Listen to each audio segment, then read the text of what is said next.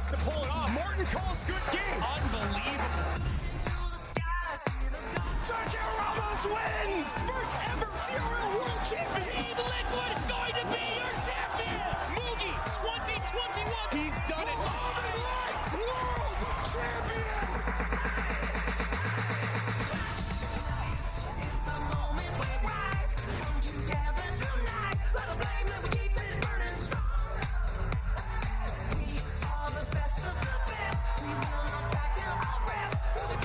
The Clash Royale League starts now!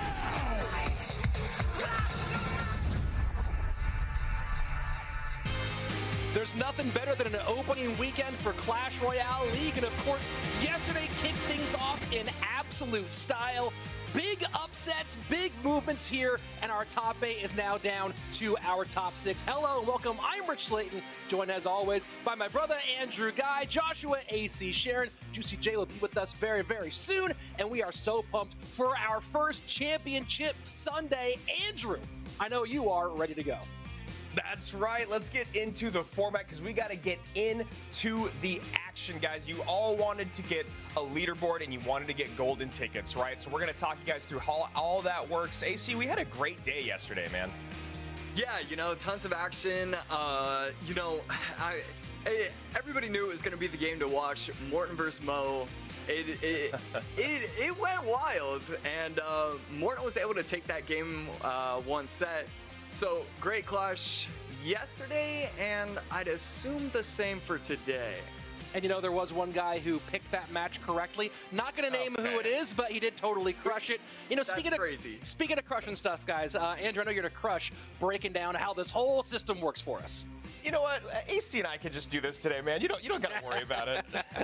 All right. So as I was saying, guys, you were asking, you were begging, you were demanding that we have a format that involved leaderboard and golden tickets. Well, guess what? You got it. But every single month, if you're in that top 1,000 on the ultimate UC boards, or the UC boards, that's a little redundant, I guess, then you'll get in a monthly qualifier competition. It's a 2-day competition. It's a Swiss bracket. From there, the top 8 will move on to our monthly finals, where we're at today on day 2 of our double elimination monthly finals. 7 months of competition, 7 people from the leaderboards, 2 more will join them at World Finals. But as we said, here we are in the month. 8 players, double elimination, best of 3, dual mode, in-game dual mode, so you don't have time to build decks in between. You got to do it beforehand. And AC, we only gave away $2 grand yesterday, but we got a lot more money to give away today. That's right. Now that we are at the top 6, every player has locked up $2,000.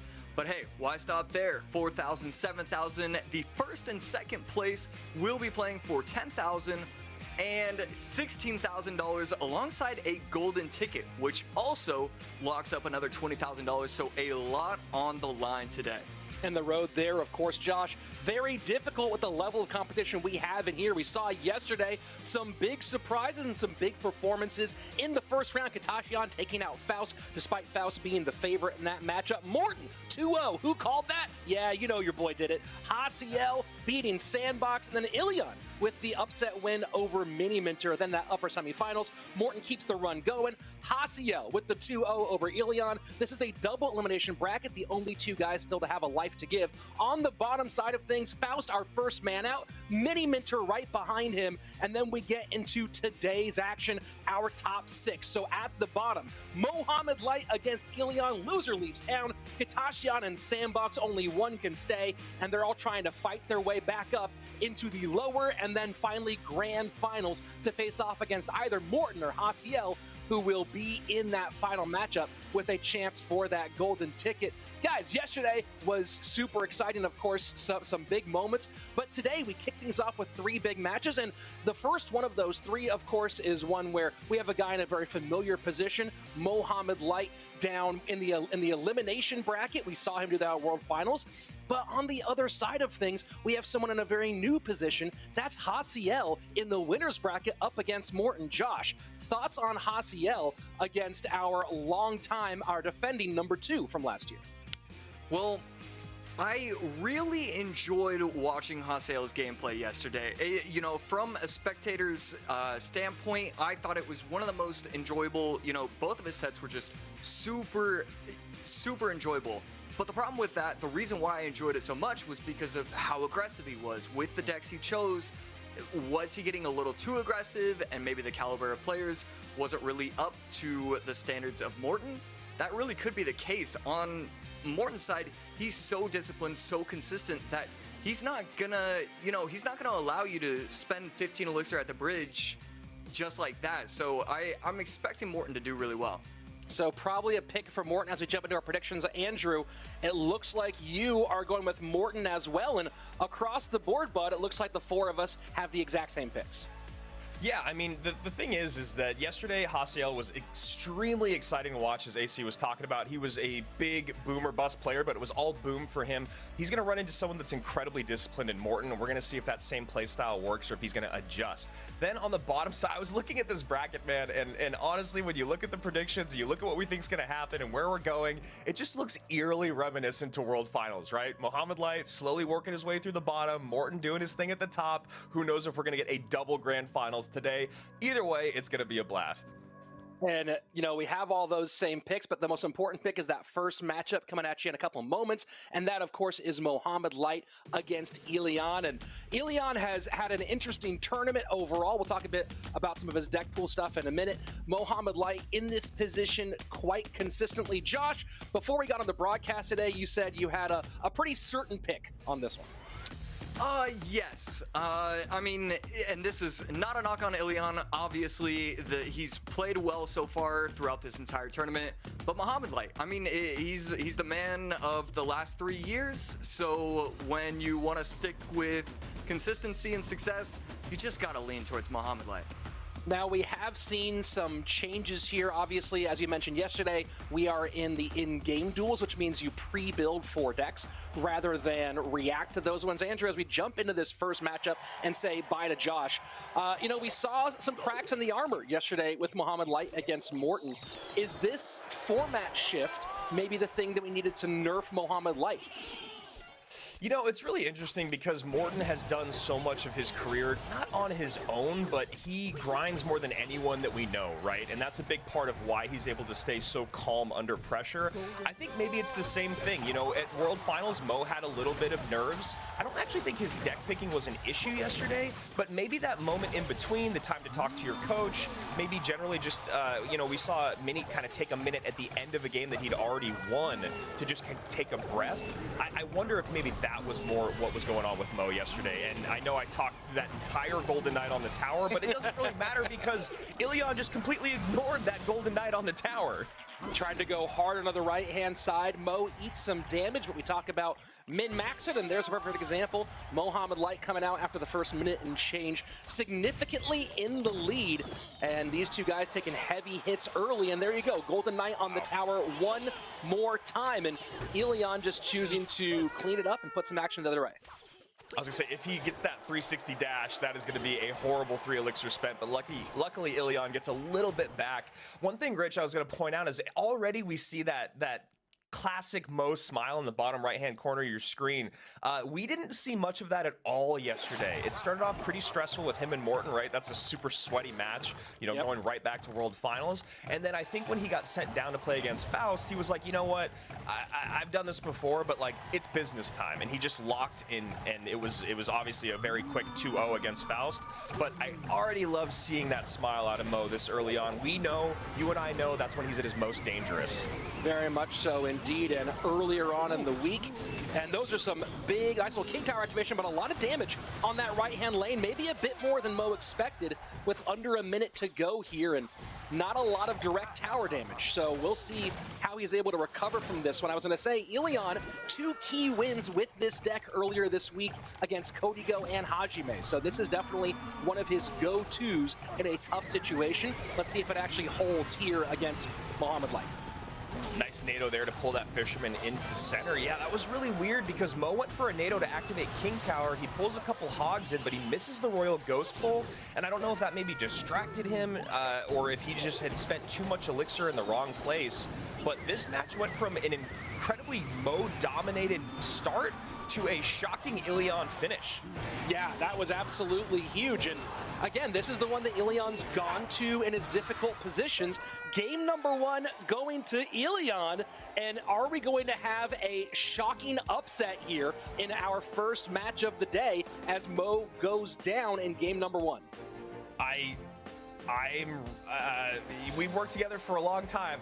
I'm almost speechless. I'm almost speechless because it's not even about what happened throughout that game on Ilion's side. I think, like you said, in the beginning, he kind of goes for a tower trade, not the worst decision there. It actually ends up being the correct decision as the match goes on, but it was really just kind of about the self-destructing that happened on Mo's side of it. Hopefully he can lock that down over the next 5 minutes.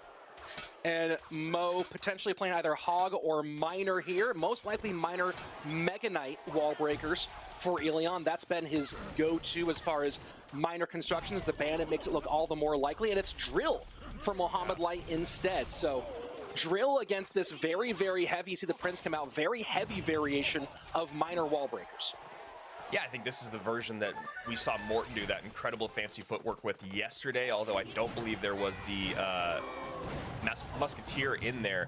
I think the one good thing here is for Mo, usually this deck that Ilion is running, I think just has Zap in it, so he should have a good opportunity to stack those Musketeers on the board and maybe get a lot of value out of his Goblins. And then, of course, being able to keep pressure up with that Drill, not having a lot of AoE or splash damage units.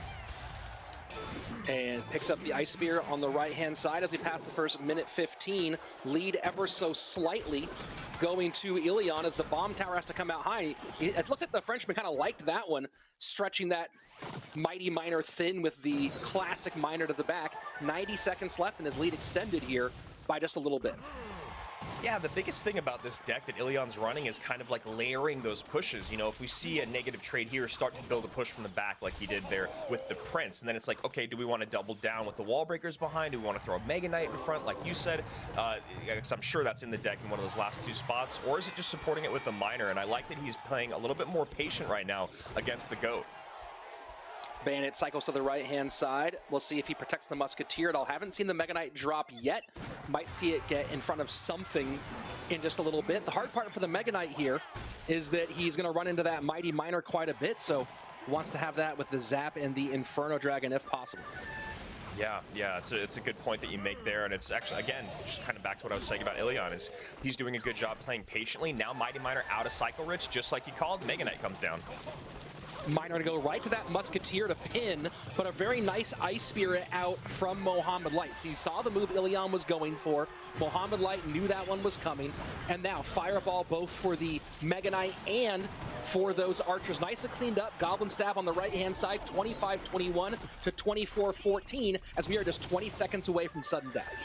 That body block there from the Mega Knight actually really helped Mohamed Light out. And you saw Mo, he kind of raised his eyebrows there. I think he didn't realize that the Mega Knight was already back in cycle and maybe the elixir was in hand. Either way, it felt like he wouldn't have put that much at the bridge if he knew that. And now those wall breakers Rich should be pretty clear. Okay. And this is one of those big things. You know, I went through a very long phase of being a drill player. Nothing for the Mega Knight here. A little bit late, and that's a huge jump on tower. 1087. A blow on the chin here, and you see that the Pharaoh a little unsettled as we go deeper into this game. That Mega Knight value on that last push was just too much. It stayed alive for so long. The drill having to come out defensively. The MK still getting on tower. The incorrect placement of those troops getting splashed. All these things are cascading into what could be the biggest upset of our first monthly finals. And this is just this is a very hard place to fight back from Mohamed Light, right? This is not a deck that typically does a lot of damage very fast. It's a deck that does a good amount of damage over time. You win a lot of games with this deck at a full 5 minutes. So very curious to see what his plan is to try to get back in this one. Right now, he's out of cycle. A lot of trouble. Musketeers in the bridge, 2 Musketeers on the tower. There it is, Rich. As soon as that MK came down the opposite lane, the second Musketeer at the bridge, the Mighty Miner in front, the Goblins behind, the overload. You love to see it. And taking a look at the decks we have remaining, let's see. Ilion has gone towards Lava Hound a lot in game number 3. He has played this deck set with Lava Hound in it. Let's see if Mohamed Light and Jebaz are prepared and planning to be up against Lava here with everything on the line.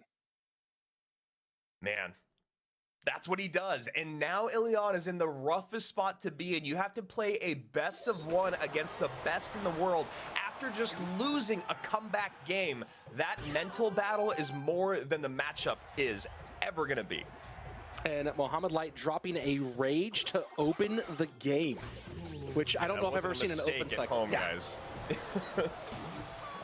Yeah, Rich, I don't know the last time we saw Rage. I mean, it's buffed now, right? Since the last time we had a competition, Rage does damage now. It's used more often, but I did not know it was competitively viable. This is a fascinating matchup situation, right? Because you have the Inferno Tower, that 5-for-5 trade with the Ram Rider, but you also have the Monk, which just shuts down. You saw Mohamed Light not really able to pop that Archer Queen ability because of the Monk reflection. So some interesting back and forth here between these two decks. Yeah, and the big spell here from Ilion, I'm assuming, would be the Lightning. You know, that's usually what's in this deck, and it'll be one of those things where you got to make him choose. Is it going to be on the Inferno or the Archer Queen? Giving that value together is just a L in the books.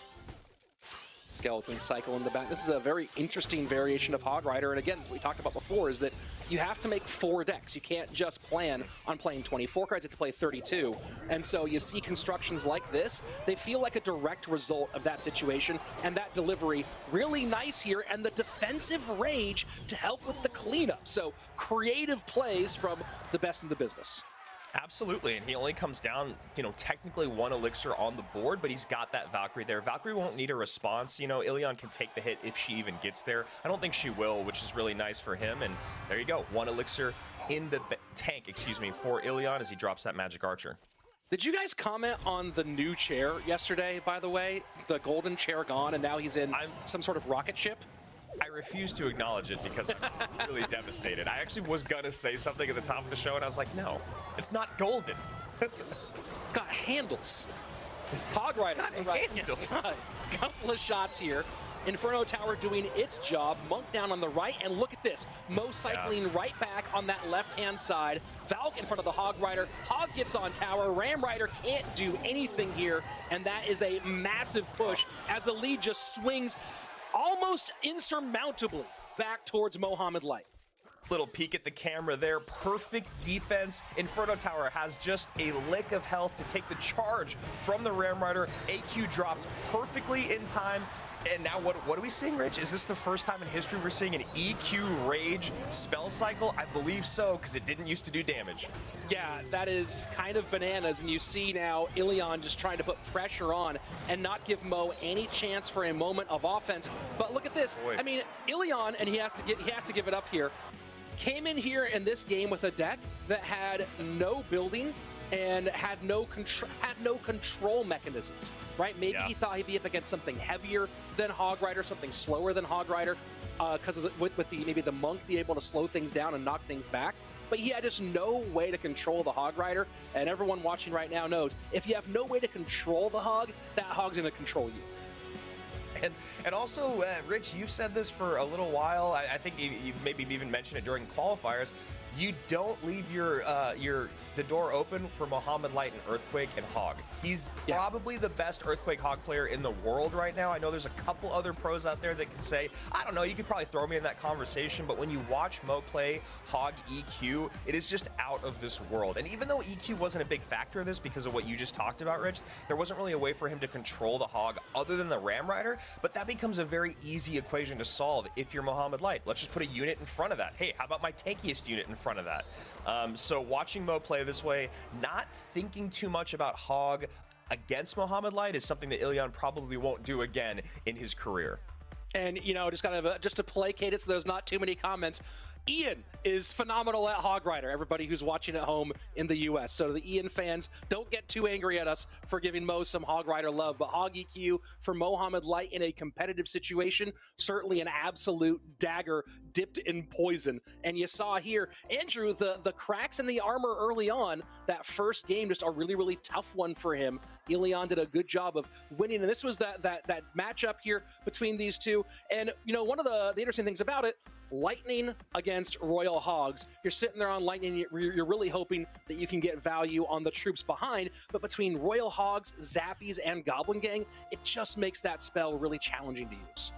Yeah, it was a tough spot there for Mo. A couple misplays early on, really, actually a couple misplays throughout, just kept Ilion in it. And then you go to game number 2, and it's got to be one of the most frustrating things. You feel like you got the best in the world beat 2-0, you're in the lead, and he does what he always does. He makes you make a mistake. The second that Mega Knight came out opposite lane, I think it was a Prince charging down the right-hand lane. I think Mo just uses the ability on his Mighty Miner. I don't know if I'm getting two moments mixed up. He goes opposite lane. He knows that the only thing that can come out to defend in that moment is the MK or maybe the Miner, and Ilion picks the wrong card, and then Mo just overloads. And then from there, as we go into game number 3, it's just a downhill battle for Ilion. He's not set up in the right way. Rich, as you pointed out, no building, not a lot of control, against the best in the world, just losing a game in a best of 1.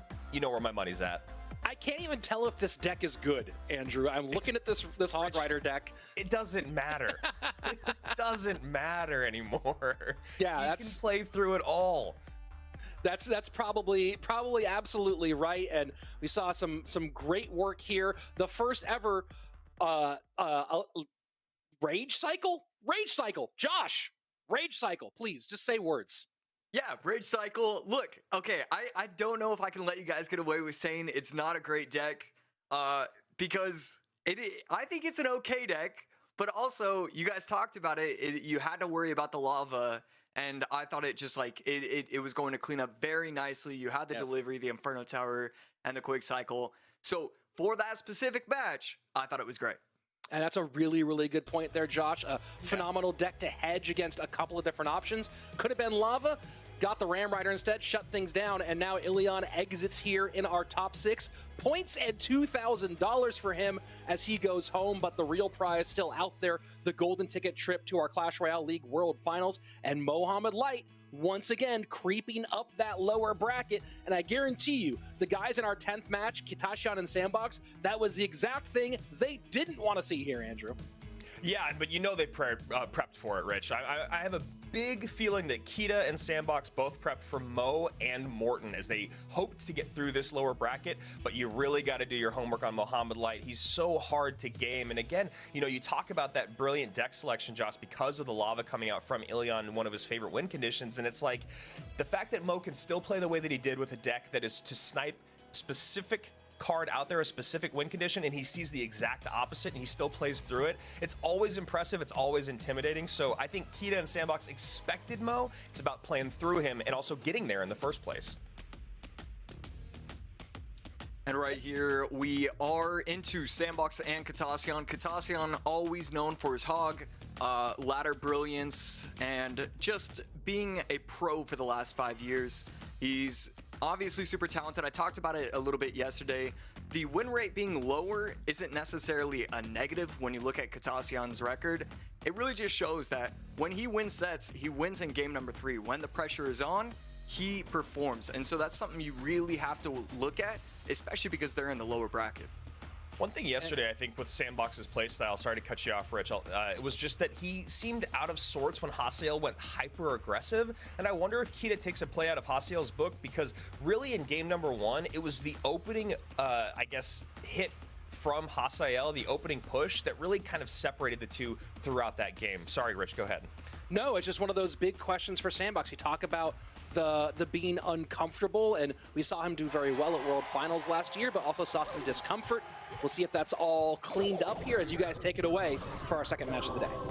Rich will be back in just a moment to cover some Hasiel Morton action, the man we were just talking about, the guy that Sandbox struggled with yesterday that sent him down to the lower bracket. Then Sandbox went 2-0 over Mini Minter, and you know that wasn't the best opening let's say month for Mini Minter, but hoping he's going to bounce back. It was just great to see him here, and you know, Sandbox was happy that he was able to move forward, and now it's him and Kita.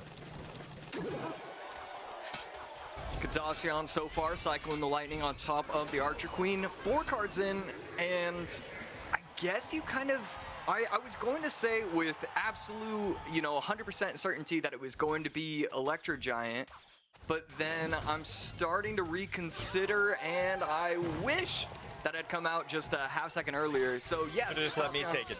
Should have just let me take it, AC. It was definitely going to be E-Giant. Next time I know. So now I don't have that problem. Valkyrie sneaks in front of the Archer Queen, so she gets a few shots in. As that mortar comes down, both these guys know exactly what they're matched up with. And we saw a very similar situation yesterday, AC. This match kind of needs to be won from Sandbox in single and double. Once we get into triples, when mistakes start happening, those goblins start to do you dirty. They start to pile up too close to the mortar, plus the Valkyrie. The lightning comes in with the NATO. So a lot of things for Sandbox to think about and a lot of damage that needs to be done in the next few minutes before we get into that last triple elixir minute. You know, I 100% agree with you, and because of that, I think it's really cool, and you know, this, I think Sandbox agrees with you as well. You can look on Sandbox's side and say, oh, when he has Ice Spirit and Cycle, he should be cycling that to get damage. Usually it's always used as a defensive troop, but you know, that 100 HP it does to the tower, it adds up very, very quickly. So I wouldn't be shocked to see it cycled for tower damage, even though that's something that's almost never done.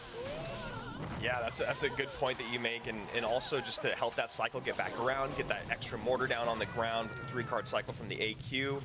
And Sandbox, you know, like you said, AC, I think he does agree, getting that damage early with those poisons, but still only up by 400. And there you go, you called it. Ice Spirit comes out with the Miner, blocks the Ice Spirit. And another big part about playing against E-Giant, and you can tell me if you agree, is those Ice Spirits coming out, or you know, Miners coming out to bait out responses that then make it so that E-Giant push isn't perfectly sequenced, right? E-Giant up front, Bomber or Archer's pretty far behind, Phoenix right behind, and then you get that Golden Knight dropped at the bridge. And when you get that, it becomes really hard to defend. Yeah, just constant pressure, trying to swap different lanes.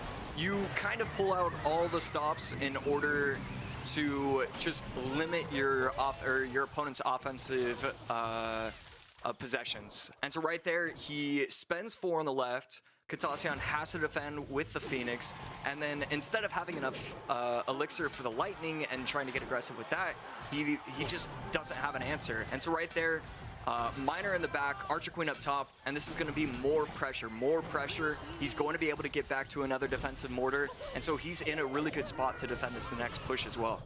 Yeah, I really loved what we saw Sandbox do there. We're just keeping up the pressure, like you said, getting enough down to sacrifice like the ability to pull that E-Giant to the middle to get offensive mortars down, because you can't go Miner with goblins, right? You see that Kita's being incredibly disciplined with that bar barrel, and also archers. He's playing his archers pretty sparingly, and that's enough to pretty much stop a push in the opposite lane because they are so strong right now. And right there, an unfortunate situation for Katasyan. He plays it just a little bit incorrectly, and the Phoenix actually gets targeted by the Archer Queen instead of having the Archer Queen lock onto the E-Giant. So a huge error on Katasyan's part, and Sandbox was down 8 elixir when Katasyan started that E-Giant push. So somehow, some way, not only did he defend properly, but he also took an advantage somewhere in that interaction. He go bar barrel out of cycle, so he knows archers are going to come down. He goes goblins plus Ice Spirit to get on top of the archers. 1208, 1784. Great pressure here from Sandbox, but now he needs to defend. High AQ, we'll see where the second mortar comes down. If it comes down, no, he just drops troops. Waiting for that next E-Giant. Right there, I love what he did. He played the Archer Queen on the outside, but then he also waited with the Ice Spirit. That way the Ice Spirit would be able to lock onto the E-Giant once the Archer Queen was brought into the E-Giant's radius, so that way it wouldn't, you know, electrify the Archer Queen, and it would stay alive for just a little bit longer. And I love how Sandbox played those final moments. Doesn't drop a troop, waits for Kita to pull the trigger on anything, then gets that last second mortar down, turns the E-Giant around, body blocks that Golden Knight, and that's exactly what you need to do with that deck. If you guys are ever struggling with this matchup, which is a very common matchup out in the meta right now, these are 2 of the most popular decks or archetypes, Sandbox just played that to a T. Absolutely perfect. Yeah, the way he was defending and using, you know, the defensive poisons and cycling opposite lane, I'll say this, I'll admit it, I was so in love with the gameplay, I did not see the timer running out. I did not know the game was ending. Yeah, I know. And then I love too, at the very end, you saw him just kind of naked poison that left-hand tower, knowing that maybe he would have to use the Miner for defense, but that poison needed to get on tower. He needed to ensure that damage. Love to see it. Here we are, game number 2. Kita at the top with Miner Drill. We've seen this a good amount over the last couple days. Bottom of your screen, we're seeing the Monk. He's been showing up a lot. Yeah, in Muhammad Light's set, oh, a massive mistake. Bomb tower plus log plus musketeer. Oh, well, you're spending 10 elixir. Of course the Hog's not getting to the tower. Not quite, and Hog gets 2 shots right there for Sandbox. A great start, and I think the perfect snowball timing as well. Just a brilliant start for Sandbox.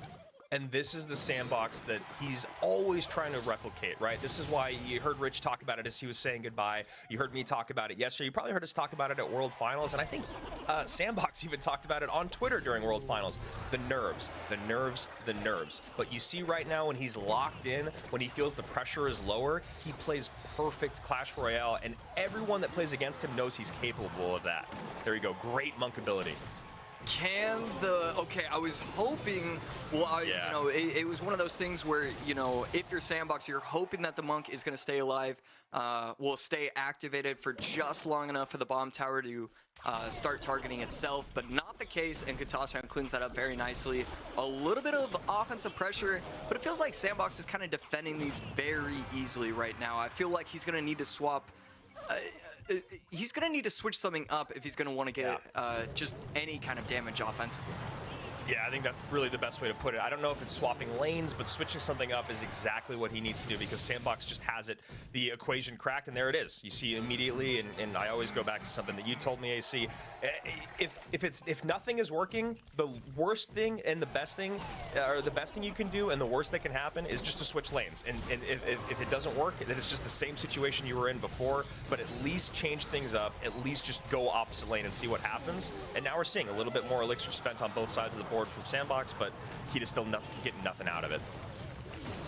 And right there, perfect snowball timing forces out a log, so Katasyan still playing perfect. Oh, you know, you have a Musk and a Drill going on the right lane. I don't have that much elixir. Well, let me just perfectly play a bomb tower, have the bomb tower die to the fireball, and then get a perfect off-centered fire spirit to clean up the goblins. I mean, this is perfection in an entire set. I really shouldn't say that with 152 left, but I'm just really enjoying what I'm seeing from Sandbox. Yeah, you're about to cast or curse him, but it doesn't seem like it. Sandbox does just have it locked down. Just what we're saying. He just seems dialed in today here. Nothing like the same guy that we saw yesterday, who honestly played very well, but it does seem that today he's just started with a little bit more fire under his gut. Yeah, Hog again gets that one shot. You have the bomb tower, the ice spirit, the musketeer, and it's just not enough. The constant earthquakes, the monk pressure where it activates the ability just as soon as it crosses the bridge. Every Sandbox is continuing to switch up things even though he's winning. So it's impossible for Katasyan to actually figure out what Sandbox is thinking. Right, because the only thing that you can really do, or at least, you know, one of the things that I do when I'm playing against a matchup, and the first thing I try to recognize is like their weak spot, right? And when you're playing against Earthquake, their quote-unquote weak spot in my mind is to stack your, you know, weakest DPS. There's your weakest troop that does the most DPS. So in this situation, it'd be the Musketeer. But you saw Kita try to go opposite lane with the Musketeer, and nothing came of it. Perfect snowball again there. Hog gets on top of the tower. EQ comes in. I mean, just absolute masterclass from the South Korean there. Kita gonna get eliminated. Good old Prince Stab. Shout out to Mugi, you know, who decided to start that trend for all of us here in Clash Royale League. But Sandbox playing really, really well. Sorry, so a very long-winded thing that I was trying to say basically, AC, is just like, when you play against someone in a matchup, you try to look for their weak spot. If they don't have a big spell, you maybe try to punish with Musketeers, Magic Archers, what have you. And you saw Kita kind of try to do that with getting Musketeers on the board, but he was never able to stack. Was there a way through that matchup? Or if there was there no way because of how Sandbox played? I don't know. And I think that's just a testament to how well Sandbox played. I don't think he made a single mistake that entire set. He was switching up his offensive possessions, how he was defending. Oh, guards low, archers low, snowball plus bomb tower to clean up goblins. I mean, that was perfect. And then, I mean, I just want to, everything he did was perfect right here. Game number 1. Oh, E-Giant is going to make it to the tower. Well, let me just perfectly place the mortar. That way it brings it up and it doesn't start zapping onto the tower. And then game number 2, I mean, right here, the snowball plus the earthquake forces out the log. Everything he did just forced out, you know, one extra card from Katasyan every single possession. That's exactly what I was just going to say, AC. You hit the nail on the head. It was the reason that Kita was never able to stack those Musketeers is because he was overspending on every single defense. You called it from the very beginning. I think it was honestly the first Hog Rider that came down because he missed that bomb tower. A log and a Musketeer came down. You did the math faster than I could even process. That's 10 elixir spent, which is why you're an ex-pro. That 10 elixir spent, and then from that point on, Sandbox was just kind of chilling. You see the average elixir cost in the 4-card cycle, the same, but the misplays defensively is really what left the door open for Sandbox to come in offensively and then overspend. Because the other thing with Kita, as you saw later in the game when he had double and triple or double elixir coming, was he started to drill fireball more. But even then, you got the defensive units or things like guards and Mighty Miner. You're just not going to get a lot of value. Yeah, the only thing that I think could have happened that would have allowed Katasyan to potentially have a shot would just try and prediction fireball on top of the archers. Try and do something that you haven't done. Every single fireball was on top of the tower. It was never preemptive, and because of that, it just felt like, I mean, the way it was played, there was just no shot. Game number one, it comes down to defensive mortars, being aggressive in the first 4 minutes of the game, and just holding on for dear life in that final minute. Moving on to game number 2. Yeah, just a masterclass in game number 1 with that matchup. Loved it. I'm going to go back and rewatch it myself. Game number 2, this is just one of those situations, you know, we just broke it down. We don't need to harp on it. Kita just overspent defensively a lot, and that's what opened the door for Sandbox to just take that set pretty easily as we keep moving forward through the day. I misspoke earlier. I said we're going to Morton Hasael, but we're actually staying down in the lower bracket, I believe, which means Sandbox has to go back-to-back here, and he's going to go right up against Mohamed Light. Rich, we obviously have to give them a little bit of time, and them, I basically mean Sandbox because he just came out of that great set. 2 questions for you. What did you think of that set and the play from Sandbox? And the other one is, now he's got to go against Mohamed Light without having really any downtime. How do you feel about that? First of all, Sandbox is a beast, and the questions I raised earlier about where his nerves are today, clearly no problem, at least in this matchup. Of course, now, to answer your second question, he goes out of the frying pan and into all the fires at the same time, piled one on top of each other. So we'll see how he fares through that one. And, you know, as we get down to our top 4, which is a banger of a top 4, by the way, 3 world-class players and 1 very, very solid former Rookie of the Year who has, I think, a great year this year because he's not focused on school like he was in 2022, right? He doesn't have the same split of his time. So you have a great top 4 here, and you also have a classic organization like SK Gaming with Morton, and then 2 of our newer orgs with SK Kalalas for Mohamed Light and CMG for Sandbox. So a really good mix of kind of everything you see and want to see in Clash Royale. The question now remains, who's going to be able to go all the way up to those lower finals? Does Sandbox have what it takes to disrupt Mo from doing the thing he does, which is getting to that lower bracket final? Well, here's the thing, is we just saw the way that both of them played, and Mo started a little rocky today, right? He really did, and then Ilion made a huge misplay in game number 2, or we'll call it that for lack of a better term, that kind of let Mo cruise on through in that game, and then you've got the nerves on your side. This is an interesting thing because Sandbox was dialed in, but as you mentioned, Rich, the nerves a couple times, it seemed like they weren't a problem in that last matchup. Now you have a very, very different opponent in Mohamed Light. Yeah, it's just an absolute different way that you have to prepare for everything. You have Katasyan, who is a long-time, wonderful pro, but someone who's focused more on content the last couple of years, and who was never thought of as the top player in the world, versus the guy who, I mean, he's in college right now, in university studying AI, which apparently at this point, I think ChatGPT-5 is him because he's just doing everything so perfectly. Maybe he is an AI actually playing the game, who knows? Either way, it's a very, very different task to try to take Mohamed Light out. Josh, you got to see a couple of bangers here, and now we're going into really the one that I think might define how the rest of our day goes, depending on who moves forward in this lower bracket final. Yeah, I've been waiting for my turn to speak. I have Sandbox winning this set. I don't care about the last 3 years. I don't care about GOAT status. You know, he switched his chair. He's saying to the world that it's a new year, new him. And I think Sandbox is saying something similar. I was so impressed from his first set of the day that I have Sandbox beating Mohamed Light. Like, actually, not to be, you know, contrary to everybody else, I actually have Sandbox winning this set. Josh out here getting the hot takes in and getting them in early as Mo going to E-Giant here, which interesting to see how much he's going with this deck so far in this competition. And looking like it's going to be Ram Rider for Sandbox. Josh, talk to me about why Mohamed Light is going to E-Giant this much in a competition of this level. I think a lot of it comes down to confidence. When you believe you're playing at your best abilities, E-Giant does allow for some kind of playability right here.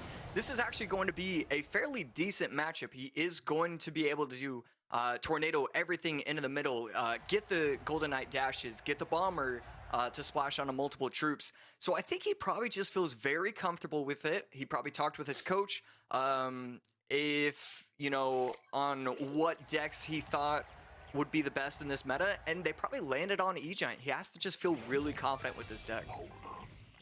And we've seen Sandbox run this Ram Rider deck in the past, but with EQ rather than Fireball. So very curious to see what he's saving the Earthquake for, or what kind of construction he's going for as we get into games 2 and game 3. But for the moment, the important thing in front of him is game number 1. He's have to eat 1 bird shot here, maybe 2, plus the big pop, and that's a nice advantage here for Mohamed Light as we go into the final minute of regulation, 26:50 to 18:49.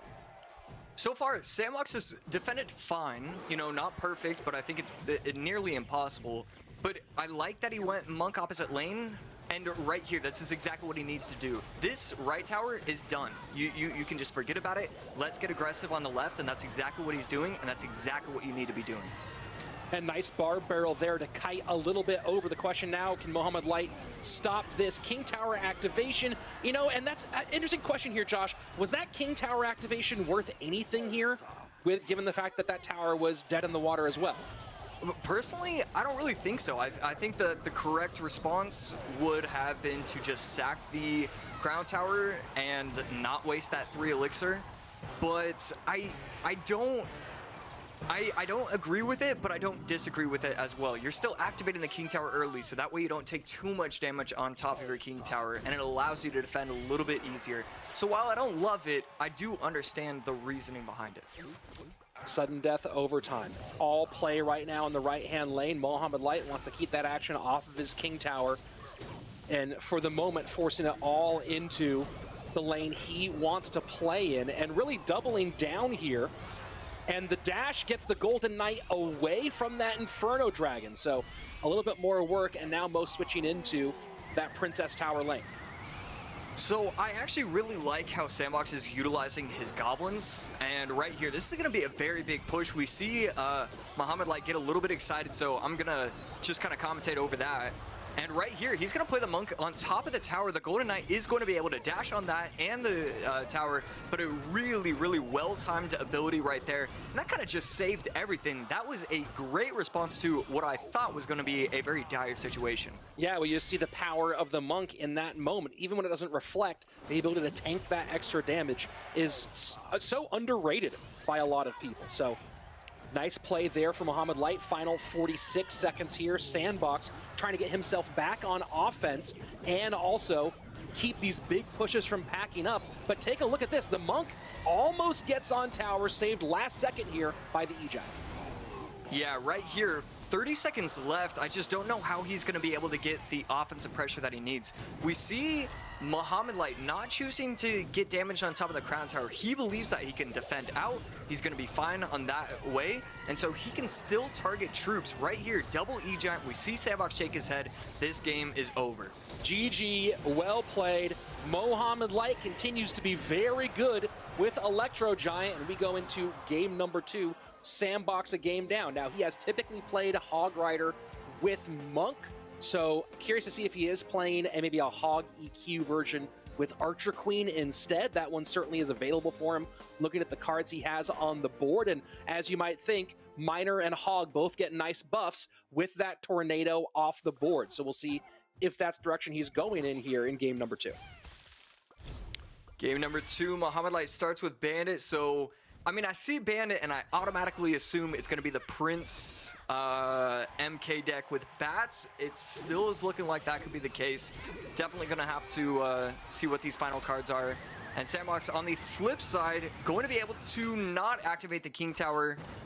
Sandbox just going to be utilizing the Minor Poison Bomb Tower, and on the opposite end, I believe Mohamed Light is running the MK Bandit Wall Breakers. And so you see Sandbox seeing Tornado out, going Minor immediately. So nice pick here by CMG's player. We'll see if it does pay off for him as the first minute ticks away, and we're pretty even in damage. In fact, precisely even until this Minor gets on tower. Right here, Minor chipping away. Mohamed Light does use the arrows, so not going to be too worried about that counter push. Right there, NATO in the middle, no shots from the wall breakers.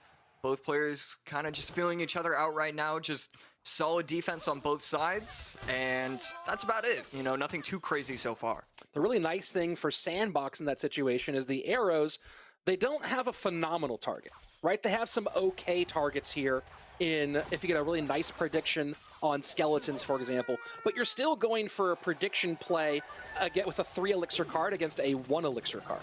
So that's a nice situation here for Sandbox overall, and the bats escape. NATO does not activate again. So Sandbox just really struggling here in game number 2. Yeah, right here, Bandit opposite lane, I'm not a total fan of that pressure, just because you can easily Ice Spirit, bring it into the bomb tower. But right there, yeah, another slight error from Sandbox. He is going to have to clean that up. But he does recognize, hey, Mohamed Light, his only spell is arrows. So, you know, he does have a lot of pressure. The Minor Wall Breakers, the Minor Bats, just Minor on top of the tower by itself. But at the end of the day, Sandbox has the Minor Poison. So if it's even with 30 seconds left, those Minor Poisons are going to amount to a lot more than, you know, the MK pressure on Mohamed Light's side. Mega Knight being kited nicely here by all the 1 elixir troops, and plus the Phoenix Death Egg getting in there on the kite action. So, and a well-timed Queen ability forces the NATO out. Look at the elixir advantage for Mohamed Light now. Really, really nice stuff. And you see, that's exactly, look at the look on Mohamed Light's face. He was going to try to predict skeletons against those wall breakers, and the skeletons weren't there, and that 3 elixir ends up completely giving away, or significantly giving away, that elixir advantage. That's what I was talking about earlier. This is one of those times where I'm trying to tell a player not to predict. This is one of the few times in my life where I will ever ask that of a player. Right there, I feel like you have to wait till triple to try and do that. And good Skelly's up top. The Prince is going to be is not going to be able to hit the tower. I mean, he's panicking, but also this is still perfect defense from Sandbox. The bomb tower is just struggling to control all these heavy troops, right? Between the Prince and the Mega Knight, the bomb tower is able to pull them, and finally the King Tower gets activated here as we're in the last 90 seconds. He can control them, but the DPS isn't there to take them off the board, and that's the damage that we're seeing from those big hefty boys as we go into our final 75. It feels like finally Sandbox is sort of controlling his own destiny. He kind of knows what he's doing at this point, but it's too little too late possibly. Mohamed Light has gotten so much tower damage on the right side that now that he's getting these double Phoenix, the Minor, the Poison, it just might not matter. I like the NATO idea, but I just don't think that's how he can win, because he's just going to be able to kite. Yep, and you see that's what you talk about, those perfect kites. And there we do a little arrows value in the middle, getting the bird off the board, 779 to 1754 with just 40 seconds left. Mohamed Light in control, and this is Minor Poison control, right? I know you talked about how fast those Minor Poisons come down late game, but Minor Poison control trying to fight back from this much of a deficit late, you're asking for a lot of anybody in any situation, and now you're talking about being against the best in the world.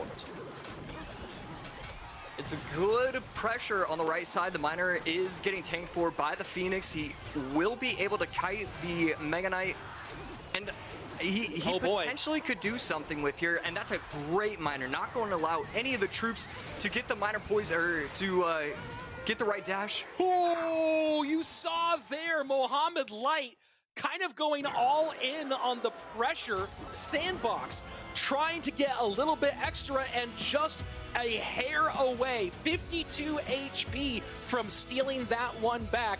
Mohamed Light maybe avoiding a close one there in game number 2. GG, well played. Sandbox heads home, Mohamed Light heads on, and man, we head to the cardiac ward after a finish like that one. I love what happened at the end. It was great pressure from Sandbox. The Miner, the Poison, oh, the Phoenix tanking for the Miner. That was exactly what you're supposed to do. I loved it.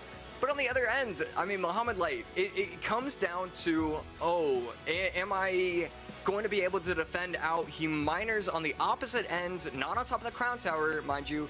He just had to kite for an extra 2 seconds, and he got that extra 2 seconds. If he would have needed to kite for 2.3, it wouldn't have worked. But because it was only 2 seconds of kiting, he was able to get it done.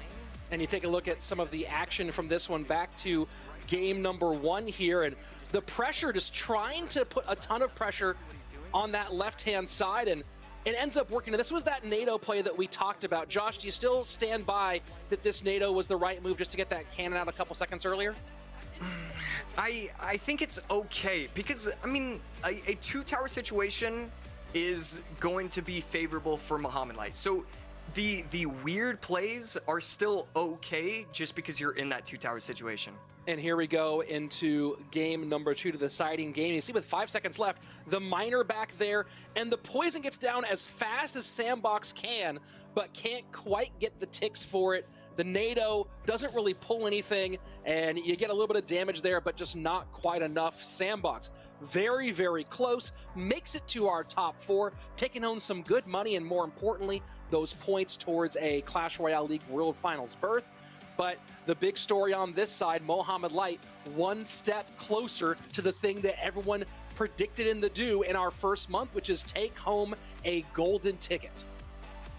And right here, we do have our game number 1. It comes down to, can Mohamed Light put enough pressure on Sandbox where Sandbox can't set up on the opposite lane? He goes in with the E-Giant, Sandbox tries to flip lanes, he takes 1 tower, but at the end of the day, it's not going to be enough. A 2-tower situation, the E-Giant deck will have the advantage, and Sandbox just could not apply the pressure. He was always having to defend. And in the end, going into our second game, and Sandbox falling behind. You know, you talk about, so what I was talking about earlier, Josh, is Miner Poison Control is not a deck to fall behind with. And he fell behind early and still only lost by 52 HP. You have to think about, just if one big connection didn't happen at some point, if one defense went the right way for Sandbox, that Miner Poison Control potentially comes out on top here. Instead, lots of early damage given away, and we're back to the same old song, Andrew. Mohamed Light making his way into the top 3 and seeing who he has to fight through. Will it be an early matchup with Morten, or will we see a Morten-Mohamed Light rematch in our grand final? You know, it doesn't matter, because no matter what happens, is we win, right? We, the viewers and everyone at home, we get to win because we either see Morten and Mo, or we see Mo and Hasael, because Hasael's been really exciting to watch. And if he's able to take down Morten, then you know what? I am so down to see that grand finals.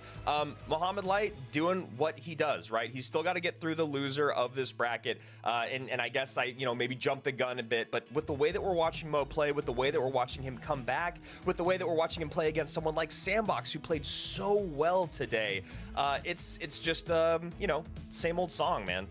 And let's take a look at our predictions from this portion. And we got into our that last match. I see that it says the match 11 a Mohamed Light prediction for that one, but Josh, I seem to remember you using your mouth to give a different prediction here on stream just before that match. Josh? That's not what it says. So I one of us is wrong, and I believe what's written out on paper is correct. Yeah, most likely. And there we go. Let's take a look. There we go. That's the correct prediction graphic. That's a problem. Man, take a look at this one. Yeah, I mean, you see one guy who just crushed it top to bottom, hasn't missed a single pick once, and it's all totally real. But the more important thing here is you see, look, I respect the swing, I respect taking the risks here, but Mohamed Light, he wins a lot, Josh. I don't know if you know that. It's just Sandbox played so well. When I get kicked off for this next match, I'm gonna be rewatching that game to see if any funny business happened, because I think Sandbox played really well. Sure. He did. He really did. Yeah, no, Andrew, he was great, but talking about great, we're up to our top 3, and we have 2 of the top players on the planet, and a guy who believes he should and can be there in Hasiel. Yeah, I mean, this is a really exciting matchup for me because, as I talked about at the top of the show and as AC talked about, Hasiel was incredibly aggressive yesterday, but he's got a different opponent today, right? So with that in mind, does he change up, or do you just do what you do best? And that's what I'm just curious to see. I don't actually have the answer to that question. And then with Morten, I mean, Rich, there's never, ever a question mark next to Morten's name unless it's in the grand finals or world finals, right? Other than that, it always feels like Morten is the pick to go to. I guess unless he's against Mohamed Light, we pick against him, or you did not, because again, you don't really ever pick against Morten unless it's in the grand finals or the championship of world finals. Interesting. But already, just while I was speaking in these first 30 seconds, we've seen a very different Hasiel than we saw yesterday. Yeah, and one of the big differences here is Hasiel tends to really go with Miner in game number 1, and this is a huge shift from Hasiel going E-Giant in game number 1. Probably not. Now, you start seeing the Mortar, the Poison, and the Musketeer. Maybe Morten and Julesy taking an approach that could hedge against a couple of opportunities, and this one certainly should be nice against the E-Giant. Yeah, this is really interesting because Morten kind of just got a little masterclass on how to play through a matchup that's very similar, but there's 2 very large differences. No Ice Spirit and no Log. And then also when you talk about the main tank or the DPS unit, I think in Sandbox's case, it's pretty similar because it was the Valkyrie, but at least the skeletons that can come from the Skeleton King are going to help Morten out in cleaning up those E-Giants. So a little bit of a different matchup, but he did get to see how it was kind of played through. And yeah, E-Giant game 1, why not, man? It's so strong right now. It pairs so well with Golden Knight, which is one of the best in the game. And then as well as we know, that when you get into a control-based matchup, whether it's Miner control or, Golden Knight Miner Poison control, E-Giant can still be great in Triple Elixir. Well, you talk about being unpredictable there, Andrew, and Hasiel going to Miner so often in game number 1 against a pair like Morten and Jules, probably not a good idea to be that predictable. So completely switching up his game 1 rhythm here and going with the E-Giant first, kind of a smart shift in tactics. And you talk about matchup type stuff. You saw the big damage from the Skarmy on the left-hand side. Often Mortar Miner these days paired with the Mighty Miner, which, while the deck overall does very well, doesn't have the same damage against the Electro Giant.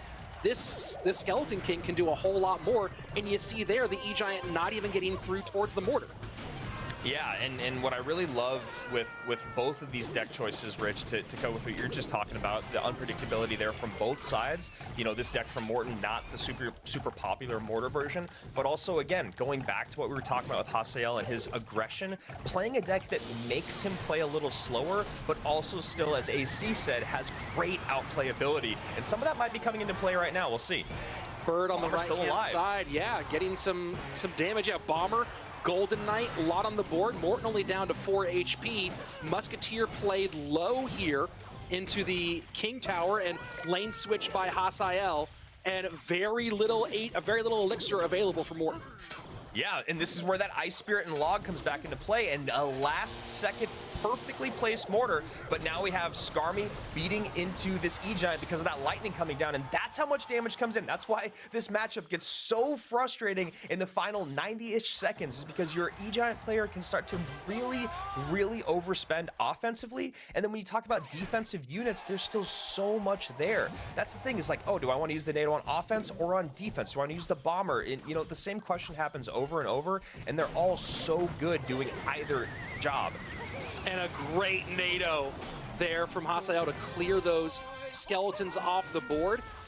Morten should be able to cycle back to another Mortar here fairly easily. Doesn't need to. Goes Musketeer instead, and now trying to load up in the opposite direction. And a high lightning played by Hasiel to clean that up.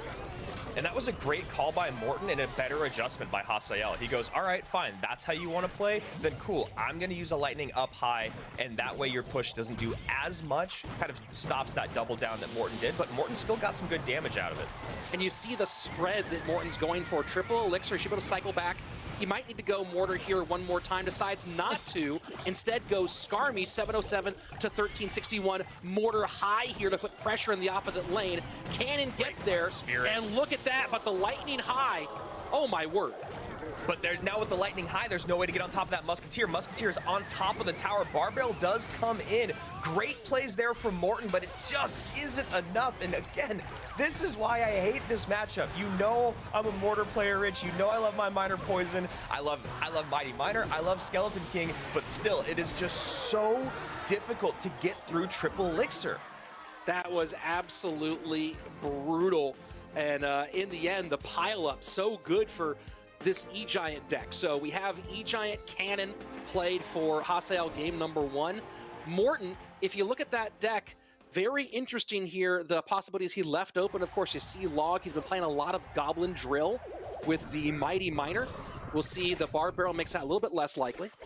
I wonder if he just goes exactly. I think he might just go to what Hasael just played. Those are seems to be the two strongest archetypes in the competition. But you already see Morten kind of shaking his head when he sees the Ice Spirit and the Guards. Two great responses to E-Giant and also, of course, to that Golden Knight. Yeah, really haven't seen Hasael play Ice Spirit plus Guards very much, and it's an interesting Hog Rider construction. Easy King Tower activation here from Morten. Yeah, and you know, Hasael knows that Tornado is in hand. He knows the King Tower is going to start getting tanked onto. And again, Morten going back to Golem, so not going to be E-Giant. Goes Golem instead. Gets a little bit of a change there. Love to see it. But I do like that Hasael's already starting to put pressure on that King Tower, Rich, because we know that conversation starts to come into play later on in the game. And it's interesting, you know, we talked to Morten at World Finals about the 3 times he ran Golem against Mohamed Light and went 0 for 3 with it. Still likes Golem overall in these dual mode matchups and gonna get some good damage here. Hasael has nothing for that, and this Barbarian just gonna go ahead and swing. Just beautiful timing. This is the same thing we saw Morten do yesterday with the Goblins up in the center to pull that Fisherman's aggro.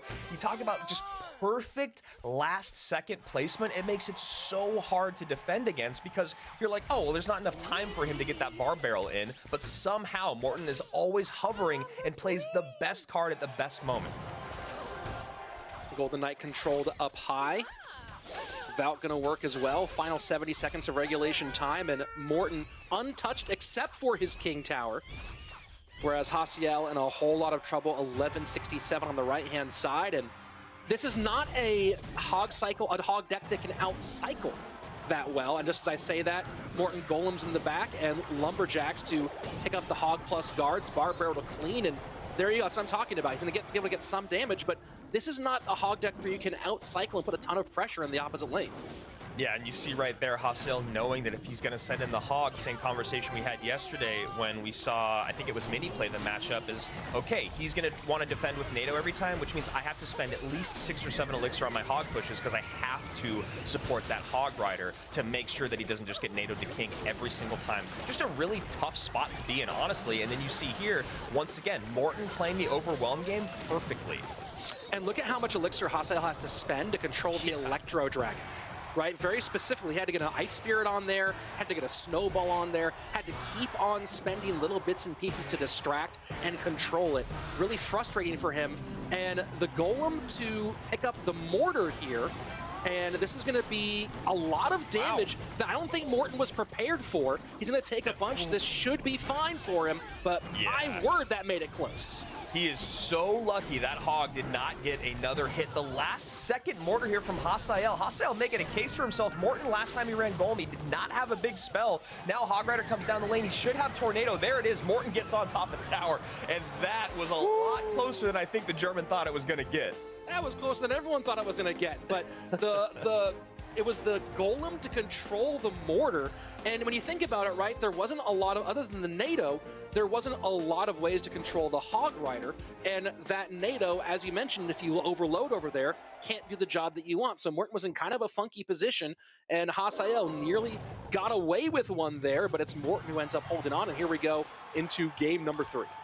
And I like the mortar coming down behind all of it, right? Because then that means the unit that is catching those guards or the Hog Rider might give the opportunity to splash that mortar onto tower, which would have made, again, change the game up quite a bit for Morten. So really great stuff there from Hasael. Morten stays alive, game number 3. Yeah, nice bomb tower there for Morten. And an attempted prediction in the middle there with the miner. Doesn't really get much of anything for him, and Morten has a bit more on the board, so is a little ahead despite the elixir difference in the elixir collectors as we open up game number 3. Go ahead. I feel like Hasael forgot who he was playing for just 1 second. He went for that miner to pick up whatever you and I would have dropped. This is not you and I. This is Morten, right? We talked about it at length yesterday. He's done it for 6 years. He doesn't go to the second option to defend. He usually goes to the third or fourth, which is why he is so good. And again, playing on stream every day, playing the monthly qualifiers on stream means he can make that third or fourth option decision in a split second, which is why he's a top 0.01% player. And the bomb tower trying to pick up the drill right in the front. Instead, drill goes to the side. So a bit of variance out here for Morten early on. 26-46 to 27-62 between these two players. Hasael, remember, top 8 at CRL World Finals 2021. This is not some amateur player. This is a very talented guy. Just had a very quiet last year while focusing on school. Has a good shot, but needs to tune up his game a little bit. Eats that whole pack of goblins on the left-hand side to even up those towers. And I like the way he's making, Morten's making Hasael spend a bit more. You see Hasael trying to go and pick up the drill to the front once more. Instead goes to the side, and he has to respond with the goblins behind. Yeah, but so far it just feels like Morten kind of has Hasael's pushes just figured out. Hasael needs to innovate just a little bit, or he maybe needs to be a little more aggressive or a little more patient. I haven't figured out which one it is yet, but Morten's kind of got it locked down at the moment. And you saw Morten trying to predict those goblins there at the end, get a little bit of extra damage, and they came out just a half step after that fireball. So nice timing of that sequence there by Hasael, who goes minor wall breakers to the opposite lane. And both these guys, bomb tower working overtime on both sides of the board. Yeah, absolutely. And the thing right now with Morten, though, is Hasael's dropping units every single time. And if it's not units like those goblins rich that he paused on, he still dropped the bomb tower, which means every single time he is giving that value. Last second Ice Spirit to come down. Mighty Miner going to meet Mighty Miner. Morten knows what's coming in. Has to play the log, though, because the Mighty Miner's a little slow, and that's a slight misplay by the German. And a little bit of a lead now for Hasael as we go into sudden death overtime. Yeah, it's another misplay there by Morten. He gets that bomber in just a little bit early, then gets the bomb tower on top of the bomber instead of on top of the drill. And Minor Pus Poison extends that lead. 90 seconds left. 17-11 to 14-48. Good connection this time, plus the bomber. You see Hasael shaking his head, not happy with that one. Yeah, and on the other side of it, Morten nodding his head going, that was a huge hit right there. Now Morten going, okay, you're going to minor poison every single time, which means I can no longer play anything other than the Mighty Miner. Ooh. That timing Hasael back in the lead. Yeah. That timing from Morten just about there. Fireball misses one goblin, but the log has to clean up. 9:34 to 11:66, and the final minute, triple elixir flowing. Who can take control and guarantee themselves a spot in our final?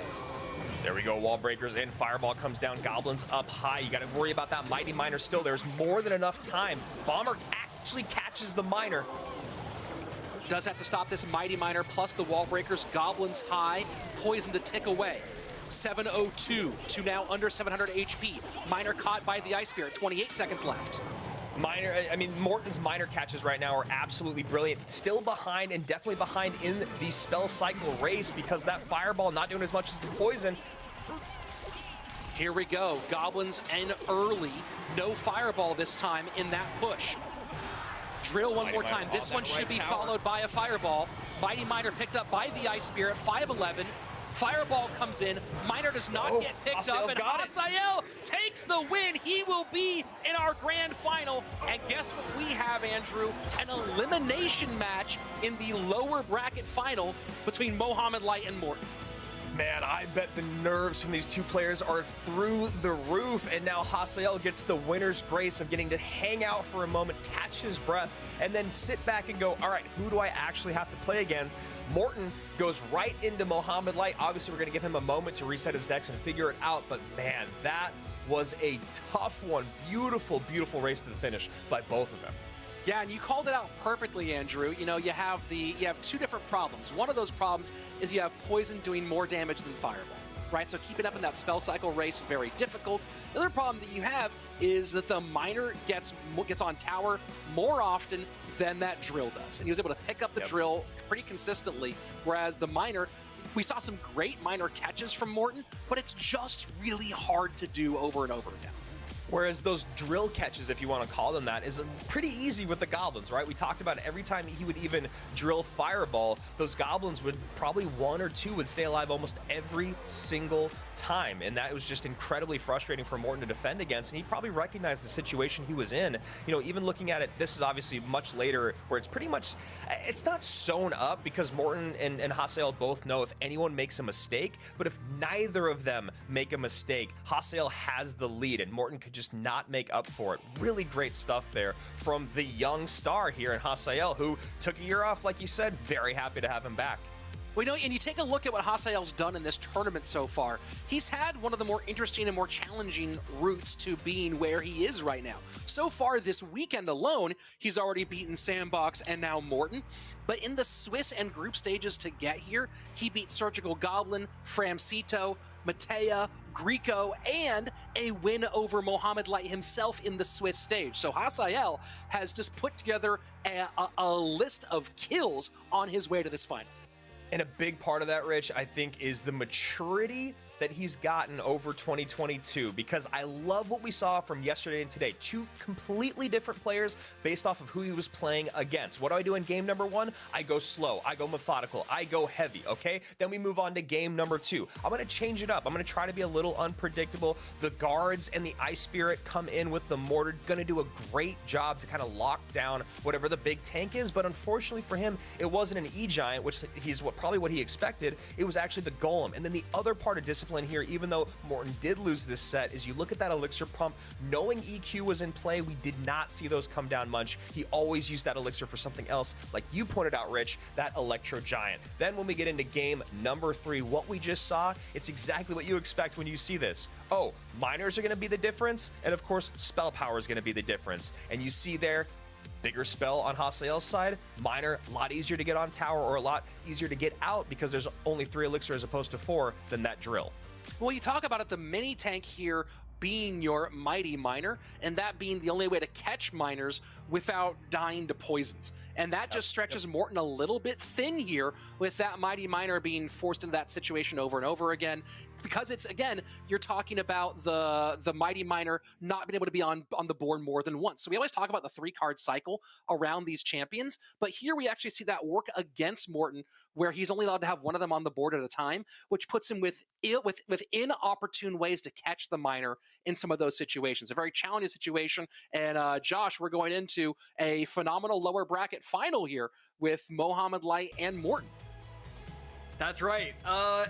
Unfortunately, we didn't get to see it in the grand finals, but, you know, obviously, fortunately for Hasael, he has played amazing this entire weekend. Morten versus Mo, we've seen it time and time again at this point. And you just knew it was going to happen. And this is just beautiful. I'm so excited for this lower final. The only thing that I don't like about it is that we have to wait an extra 2 minutes for Morten to set up his decks. Well, then let's talk some of our prognostication for this final one. We already have one win on this weekend for Morten over Mohamed Light. Andrew, I'll start with you. Does Morten do it again, or is one loss Mo undefeatable? Man, you know, I hate picking against Morten, and he knows that I hate picking against him. You know that I hate picking against him, but you got to think about Clash also being a momentum game. Now, the momentum is firmly in Mohamed Light's corner, which is, again, why him working through the lower bracket is this weird, like, juxtaposition of what you would think in terms of, like, oh, I'm in the lower bracket, my life is on the line the whole time, maybe I'm going to play desperately, but for some reason, it just makes Mo play better. Morten, on the other side of it, he's a guy that kind of gets to live off of how great he is consistently, how he always plays at the highest level. For some reason, when it comes to Mo versus Morten, he's just got his number. It's his kryptonite. You said Morten played Golem against him 3 times and he lost all 3 of those times because he'd lost to him so many times before he didn't know what else to do. Now, I'm hoping that things are maybe different this year because of Morten and how much I love him and how much I'm a fan of him, but it's Momo, bro. It is indeed. Josh, same question to you. Is this the time that Morten gets Mo with the pressure on? Or, we talk about that. Does Mo just like to get his loss out of the way early and then remain undefeatable? I really think that might be the play for him. There's something about it where once he gets one set loss, you just can't stop him. I really think it comes down to, Morten didn't play a perfect set. This is like one of the few times where I actually counted multiple mistakes in one like singular game.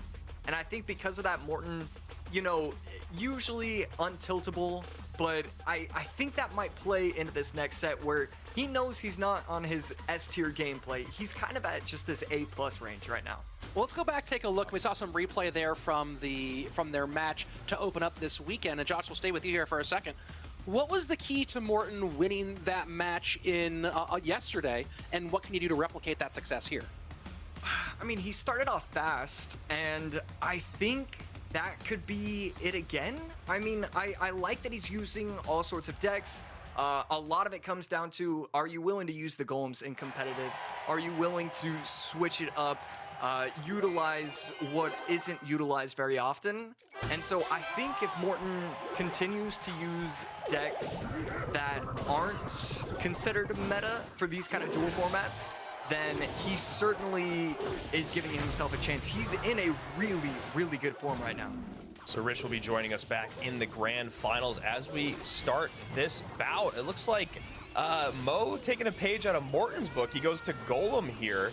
So Golem coming out from the Pharaoh as Morten's able to take it off the board, but just in time before that death damage gets on tower. And that's actually a huge bit of damage that Morten avoided early on. Yeah, that's absolutely massive for it to pop. I mean, it like a 100th of a tile away from the tower. So just absolutely massive, saves himself 300 damage. And we've seen this deck from Morten before, and it is going to be the Electro Giant. So something about or maybe it wasn't Morten. This deck has been used so far this weekend, and it was able to get the win, I believe. And so there's something about this deck, the heavier Electro Giant, that some of these players are enjoying. Yeah. Yesterday, I think we saw this version of it with the Baby Dragon, and I can't remember how it did, but Mohamed Light going to do a kite here. Not happy about the kite. Not sure exactly why. Maybe because the Baby Dragon is still out of range? I'm not sure. AC, at least in terms of the matchup conversation, do you have any thoughts on this matchup conversation? Because I'll be honest with you, I've never really played Golem against E-Giant.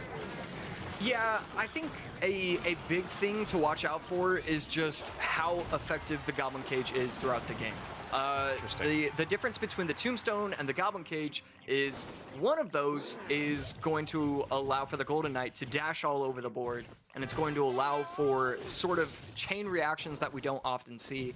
And on the flip side, Goblin Cage is great at stalling Golden Knight dashes, only forcing it to go after one troop. So it really is fully dependent on how Morten uses that Goblin Cage.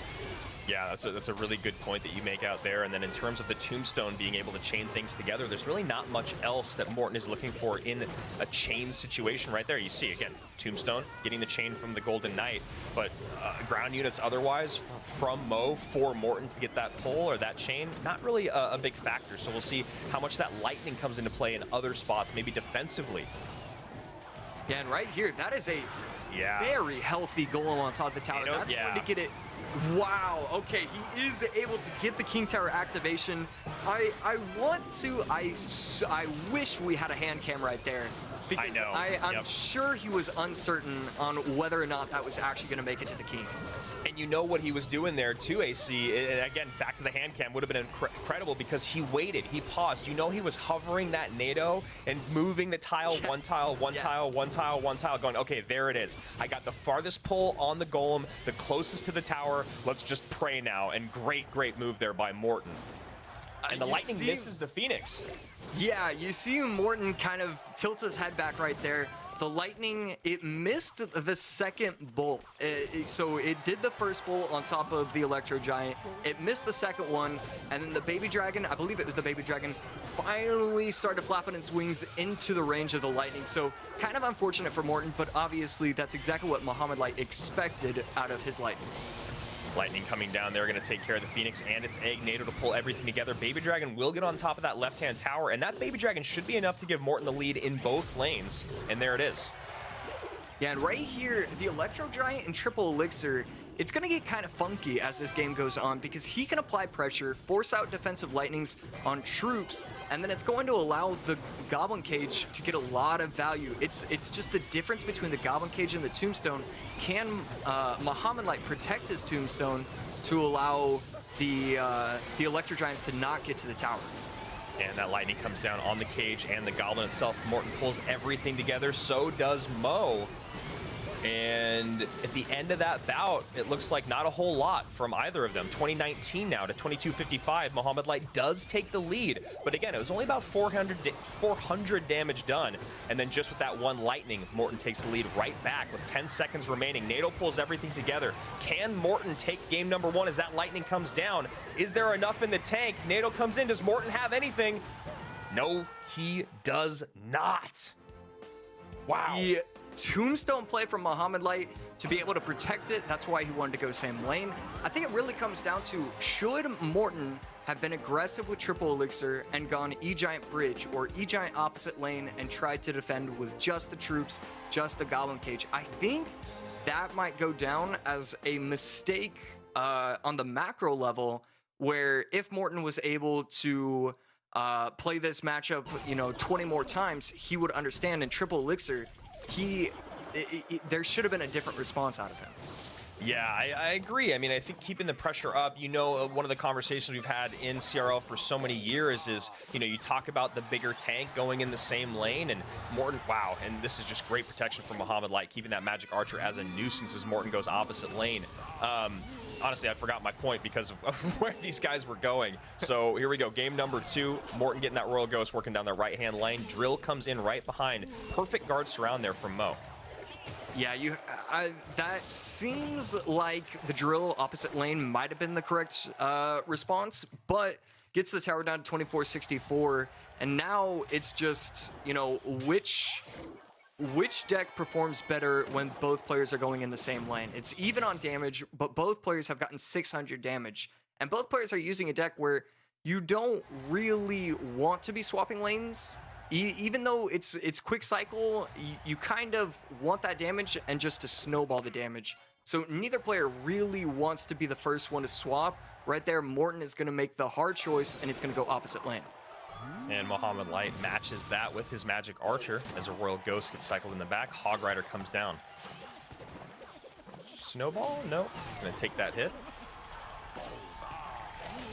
And a big offensive send here from Morten as that Royal Ghost tanks, and Mohamed Light misses the snowball. Yeah, that's a big miss. Massive. And that's 2 shots from the Goblins as well, so gets the tower down to 1295. You see him scratching his chin because that is a massive error.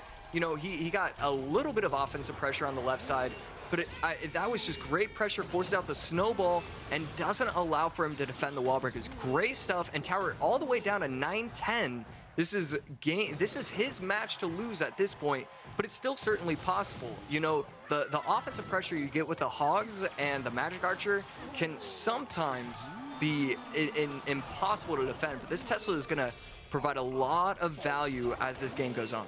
Yeah, Tesla not seen a lot these days, but puts in great work there for Morten, who basically, like you said, has this all sewn up. It would be a massive misplay for him to take that much damage and not be able to take that tower. Morten in a very good spot to just continue to defend throughout here as that Tesla picks up. Not the best placement, I guess, on the Tesla there because it got the shot from the Magic Archer, but not the end of the world. Yeah, right there. Magic Archer crossing the bridge, Fire Spirit plus Skellies plus Wall Breakers. If you throw enough things at the wall, something's going to stick. And tower down to 504. He's getting, 100 HP worth of damage every single time. And usually that's not enough, but when you have such a big lead, that's more than enough as long as he continues to provide clean defense. Yeah, really nice cleanup there. We'll see what Morten wants to do. Probably, yeah, he goes ahead and switches lane. I was going to say, probably going to pause here for a moment, knowing that you can't really send in much offense when Mo's just sitting back with a full tank of elixir. So does end up going with the drill. And right there, I've seen that interaction 1,000 times, but it's always, it still is so odd that the Goblins go to the bomb tower. It's so fortunate on Mohamed Light's side, but the Goblins are right there on the crown tower. It always tilts me seeing it go to the tower, the bomb tower instead of the tower I need the Goblins to go to. And right now, Morten's still very much in the lead, but Mohamed Light keeps kind of chunking away. It feels like he has the defense locked down. Morten doesn't really have a good way to get on top of the guards other than just Snowball, but he's been having to use that Snowball defensively because Mohamed Light's been putting up such great pressure offensively. Well, and this is, I really need to point this out. Mohamed Light's bomb tower placement is great. When you play the bomb tower that high, you're gonna force your opponent to play odd Teslas. That's why I played the Tesla so low, because that bomb tower, it would have targeted the Tesla and the Tesla would have targeted it. So that is fantastic for him. And this is a massive push. He has nothing to stop this Hog Rider, and Hog Rider's getting tanked for. Hog Rider gets his second shot in. It doesn't get the third, 178. Mohamed Light, though, does have a Magic Archer at the bridge. Probably going to be able to get another one down, and that's going to do it, I think. Hog Rider gets to the tower again. Wow. And we called it, man. That was Morten's game to lose. You could tell he felt the pressure. Mohamed Light keeps it up over and over, relentless. And again, it's the smallest recognition. Mohamed Light takes that grain of sand and builds a beach out of it because what was it? It was just that Snowball needs to be used on defense. That's it. That's all it was. And he kept doing it over and over and over. And then that made it so Morten could never get any offense down on the board. There was no way to stop those guards. That one small recognition by Mohamed Light changed a 2,000 HP swing. Yeah, and I feel like I should be eating my words because I said earlier, both players don't really want to swap lanes, and once it hit that double elixir and late inside the game, I think it was pretty obvious that Morten needed to swap lanes. He got the double wall breaker connection, got the tower down to 1,500, and that might have been a sign, hey, maybe I need to go left lane. When he started stacking, Mohamed Light was impossible. Though he got several 15 elixir pushes on the board, and you can't really allow that when you don't have a big spell. Yeah, and that was similar to game number one. I was talking in the game at the beginning of game number two. I'd lost my train of thought because of how it started, and what it was I was talking about how we talked a lot about tanks going in the same lane as a tank, and usually the stronger or the healthier or the heavier of the two tanks will end up prevailing as the game goes on, and it kind of felt that way as the Golem kept running into the E-Giant over and over. AC, you talked about Morten just needed to create some pressure opposite lane because the HP difference there, the Golem's gonna win, right? But as long as you're creating enough pressure in the opposite lane, then you can't support that Golem as well, and then in that situation, the E-Giant will win. And Morten just got caught kind of in the same thing in game one as he did in game three. And taking a look at game number one, it's Baby Dragon, Golden Knight, NATO. A lot of players are starting to adjust to it. Maybe, it could have easily been, hey, let's take a look at all the decks used on day one, and let's kind of form a deck that works just a little bit better against those kind of mirror matchups. So I really want to talk to Mohamed Light's coach and just Mohamed Light in general to see why they use that in game number one. In game number two, it's just, once he started building those pushes, it just seemed impossible to stop on Morten's end. Yeah, just crazy stuff here. Morton took a huge early lead. Some misplays maybe from Mo. That missed snowballs. The drill gets in. I know I said game 3, but I meant game 2 earlier. Just all that kind of coming together early for Morton. But then Rich, he just couldn't get damage in. He could not control those guards. There was about 2 minutes there where Morton just didn't do damage on the tower, and you're looking at that deck. There's not much in the way of direct damage behind that deck, right? Snowball's not going to do much damage. The drill, if you're catching those goblins, you're not getting much out of it, right? And as you mentioned before, the snowball had to be played on defense a whole bunch. And one of the hard parts was Mo was doing a great job of handling that Tesla, especially those high Teslas, out of the earthquake range. And Morton was caught in this weird rock and hard place where he had no other real way to do any tower damage. And so he didn't feel comfortable playing drills defensively to back up those Teslas when they were out of cycle. And so he just got caught in this weird place where he walked into a room, he thought there was a door, looked around, and there were 4 walls, right? And that, I think, he was trapped at the end, and Mo did a great job of just applying too much pressure. And pressure, sometimes you make diamonds, sometimes you crumble. So there you go. Morton gets 2-0'd by Mohamed Light. And, the thing for Morton and Sandbox to remember, and everyone that made it here to our monthly finals, is the leaderboard, right? You're still gaining something other than just the cash prize. You are still taking a big step towards our world finals. But the biggest step towards the world finals, I guess, is probably the golden ticket, which is where we are at right now. Hasael, a force to be reckoned with through that upper bracket, only dropped 2 games in his entire run this monthly bracket. Mohamed Light does what Mo does. He gets 2-0'd in the beginning, which that part of it maybe is not what Mo does, but it's worked through the lower brackets. Since then, he's dropped 1 game, guys. 1 game to Ilion. AC, is there any way that Mohamed Light does not get the first monthly final golden ticket? It just doesn't seem right. I shockingly, I could see it being possible just because Hasael has played a phenomenal weekend. But I think there's something about the storyline, and these players get it. I think the storyline doesn't call for just an early set 1 victory. I think it's sweeter to win in set number 2 against Mohamed Light. So I would assume it gets to set number 2. Rich, we saw some incredible come-from-behind wins from Mohamed Light today. We just saw the highlight there with Ilion, and then, of course, what we just saw and what we're seeing right now from Morton.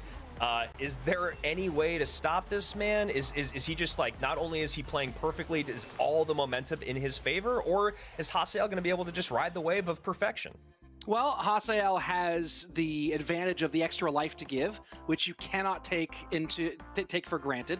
Of course, when you lose the first match to Mo and then bracket reset and have to play a second match against Mohamed Light, the stress, I think, compounds. I think that the likelihood of winning that second one goes down dramatically. But you do have that. You have that he already beat Mohamed Light in the Swiss bracket. Of course, we just saw that Morton beat Mohamed Light earlier, so maybe that one doesn't matter at all. So you have all these different pieces here, but Hasael, from a confidence standpoint, has to be the highest his confidence has ever been. The road he's been through to get here has been great. He has 2 lives to give, a win over Mohamed Light. You couldn't ask for more for Hasael in the situation than you have right now. The only thing that can make him more confident is if Mo trips on the way back to his camera and breaks a thumb. That's the only thing that can make Hasael feel better right now. So I think that he is in the perfect position to go ahead and win this golden ticket, but you're doing it against almost impossible odds if we're talking about history. Yeah, and historically speaking, Mohamed Light is a person that has never had issues playing through a bracket reset, and Hasael, like you said, Rich, it's very difficult to lose to Mo and then come back and then beat him in a best of 3. Now, I know you guys are going to be on the cast for this. I think we all are going Mohamed Light. I guess this is just an open one to the field. Anyone can take it. What does Hasael actually have to do to beat Mo? What is the way around it? Maybe AC will let you sound off first because you actually were better at the game than we ever could dream to be. Is there a way to do it? This actually works perfectly because I was going to say this earlier and totally forgot. So there's not a lot of American chance for, sports in general, but one of the chances, I believe that we will win. And Hasael, I feel like that's all he has to think. He just has to believe. The way he's played, it's slightly unconventional. A lot of players don't seem to be used to it, and I think he just kind of plays a similar game, and he's going to be fine. Sometimes he is going to make mistakes. You shouldn't take damage from a hog when you have Tornado in a response, but you just have to believe, you just have to know, hey, the way I played has got me here. I'm going to still play that way. I just need to, you know, slightly clean up a few mistakes. So here we go, grand final. Hasael will needs to win 2 games at any point. If he can just win 2 games, he gets the overall match win. But here we are in game number 1. Hasael looking like he's playing E-Giant. Mohamed Light playing Hog Monk Musk, which, assuming there's a building in here, gives him a lot to control. The big question, Josh, is going to be from a spell standpoint. If he's playing Earthquake, does he have any way to contend with the troops behind that Electro Giant when we get deeper into the game? Yeah, that's absolutely something he's going to need to watch out for. Yes, the Monk will not be able to get any value in terms of, you know, utilizing its ability, trying to have the Musketeers, the Archer Queens, any of those, because it's just Hasael has none of them in his deck right here. So kind of unfortunate that Monk is used in this game, and a good situation for Hasael. It's just whether or not he can apply enough pressure with these Hogs. And Hog taken care of easily by that cannon as we get past the first minute and 75. Mohamed Light in the lead, 27-35 to 25-99 as the E-Giant sets up. And, you know, you think about the Monk against E-Giant. Monk against E-Giant against Golem. Nice, right? You're not worried about the reset. You have the knockback to make some more room. But as we were saying earlier, this is going to be the big question, right? Is what does Mohamed Light do about the stack? What does he do about the stuff that gets behind and begins to cause trouble for him? And right now you just see the answer is put pressure the opposite direction.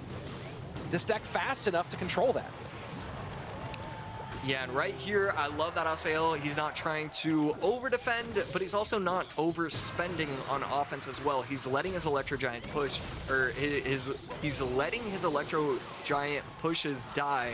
And that's exactly what you need to do. You're just trying to set yourself up. Oh, wow, a great charge right there. And this comes down to playing it right. I mean, you get the push going, you spend a certain amount of elixir, and then you fall back, you reset, and so far he's done it exactly correct. Electro Giant again here at the bridge. Of course, played Electro Giant in game number 1 against Morton, so maybe some mind games here from Hasael and his team. Maybe thinking that his opponent wouldn't expect him to go E-Giant game 1 again. So far, working out very, very well for our 2021 Rookie of the Year. Just going to NATO back, and it does force out the ability, and he still gets a shot. So a massive mistake. Had he not used the bomber, he would have been able to just place the bomber off to the side. He would have been able to tornado it to the King Tower. A huge mistake and just an unforced error. Several unforced errors in this game number 1 from Hasael. Well, that's the big thing, too. We were talking about what Andrew put the question to you of what does Hasael need to do to beat Mo here, and it's not make unforced errors. And that's what we've seen from a lot of players against him. And some of it is that they get into high pressure situations and the errors come, but you got to play clean Clash Royale to have a shot against Mohamed Light, and that certainly opened the door. Yeah, and it feels like he's finally resetting fully. He plays the Electro Giant opposite lane. Why do you place opposite lane? So that way you can do the Electro Giant in the correct lane once you gather the correct amount of elixir once again. So right here, I like how he's doing it, but he does have to watch out and continue to apply pressure, but also defend these Hogs properly. And he misses the Hog pull. Misses the Hog pull. Shot gets in. 10-10. Now to 962 as the lightning cycles on the right. Has to cannon here against this Hog. Cannon plus Barb Barrel. Hog trying to find a way through. Does not shoot. 790 to 907. 15 seconds left. Mohamed Light in the lead. Hasael needs to get damage and defend here. The Monk reflection will happen. Another missed NATO pull. Hasael, the nerves all over him. Mohamed Light takes game number 1, rips it back from the young man, and takes control in our first match of this grand final.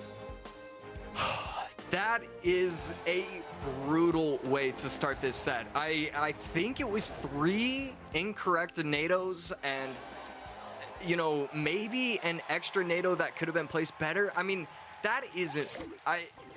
He had all the confidence in the world, and now it is completely shot. It went from 100 to 0. Oh, I can't believe I'm saying this, but real quick. And there you go, nice little Magic Archer lineup. The King Tower activation doesn't happen because of the stun. Hasael certainly in a little bit of trouble right now as he sets up with the giant skeleton in that back corner. Muhammad Light getting aggressive. I'm actually pretty surprised that we haven't seen this MK Prince deck just a little bit more frequently throughout this weekend. I've always thought it was a great deck. It seems to be really solid in the meta right now. And then Hasael, on the flip side, he's going to be running his Giant Skeleton Royal Hogs deck. He had a lot of success with it earlier, and I think it was against... No, it was against Morton. So he knows how to play this deck, and it also falls really perfectly for his kind of playstyle. I actually really love this deck choice. And you see there, seeing Mega Knight out of cycle. He just takes the opportunity to go single lane with it. Now going to go for this King Tower activation. Wall breakers behind. Arrows take care of business.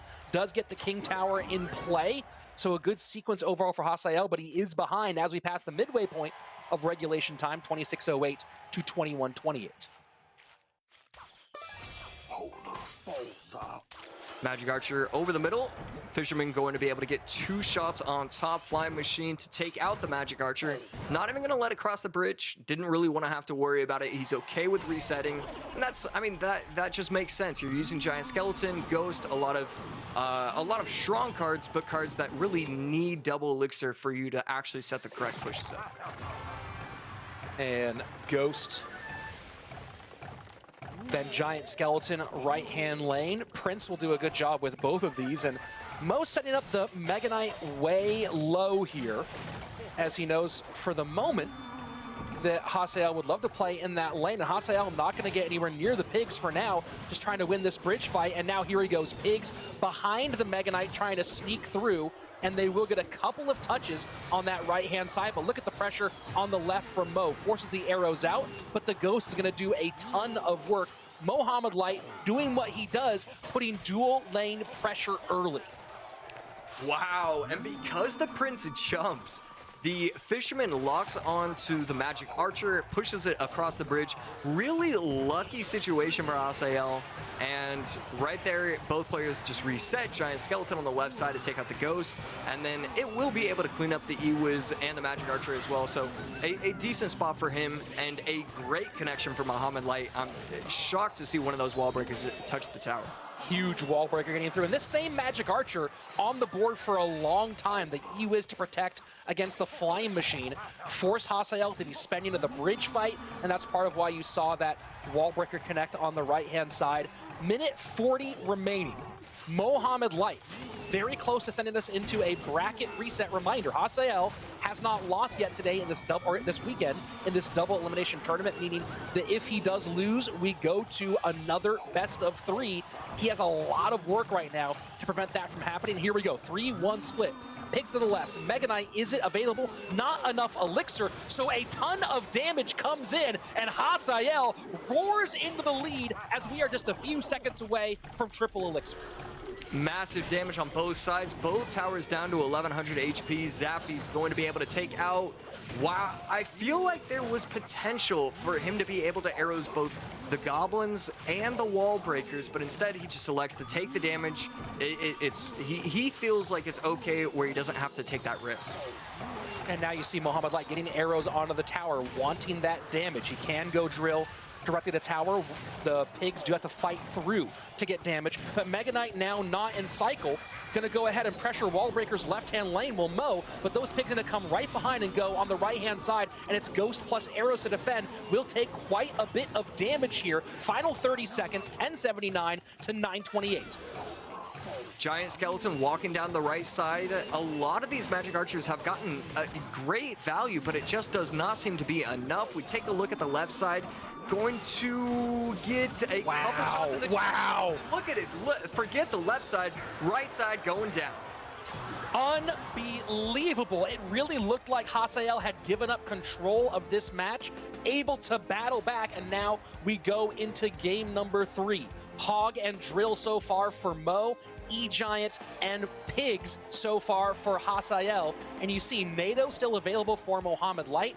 I believe Miner still available for Mohamed Light. So 2 interesting options for him as we go into game 3. Hasael starting off with Goblins. Mohamed Light going to be starting off with Ice Spirit. So Hasael likely going to be using the Drill Musketeer deck, and then Mohamed Light on the other side. I mean, as soon as you find out that Miner is available for game 3, you just have to think he's probably using it. More likely than not, and there goes the Mortar. And gotta imagine, in fact, I know, just got a message from Andrew. He's very excited to see Mohamed Light playing Mortar here in the end. And that's a lot of damage early here. Mortar gets a ton of shots. Mo relaxes just a little bit. 1964, and he's barely taken a lick of damage.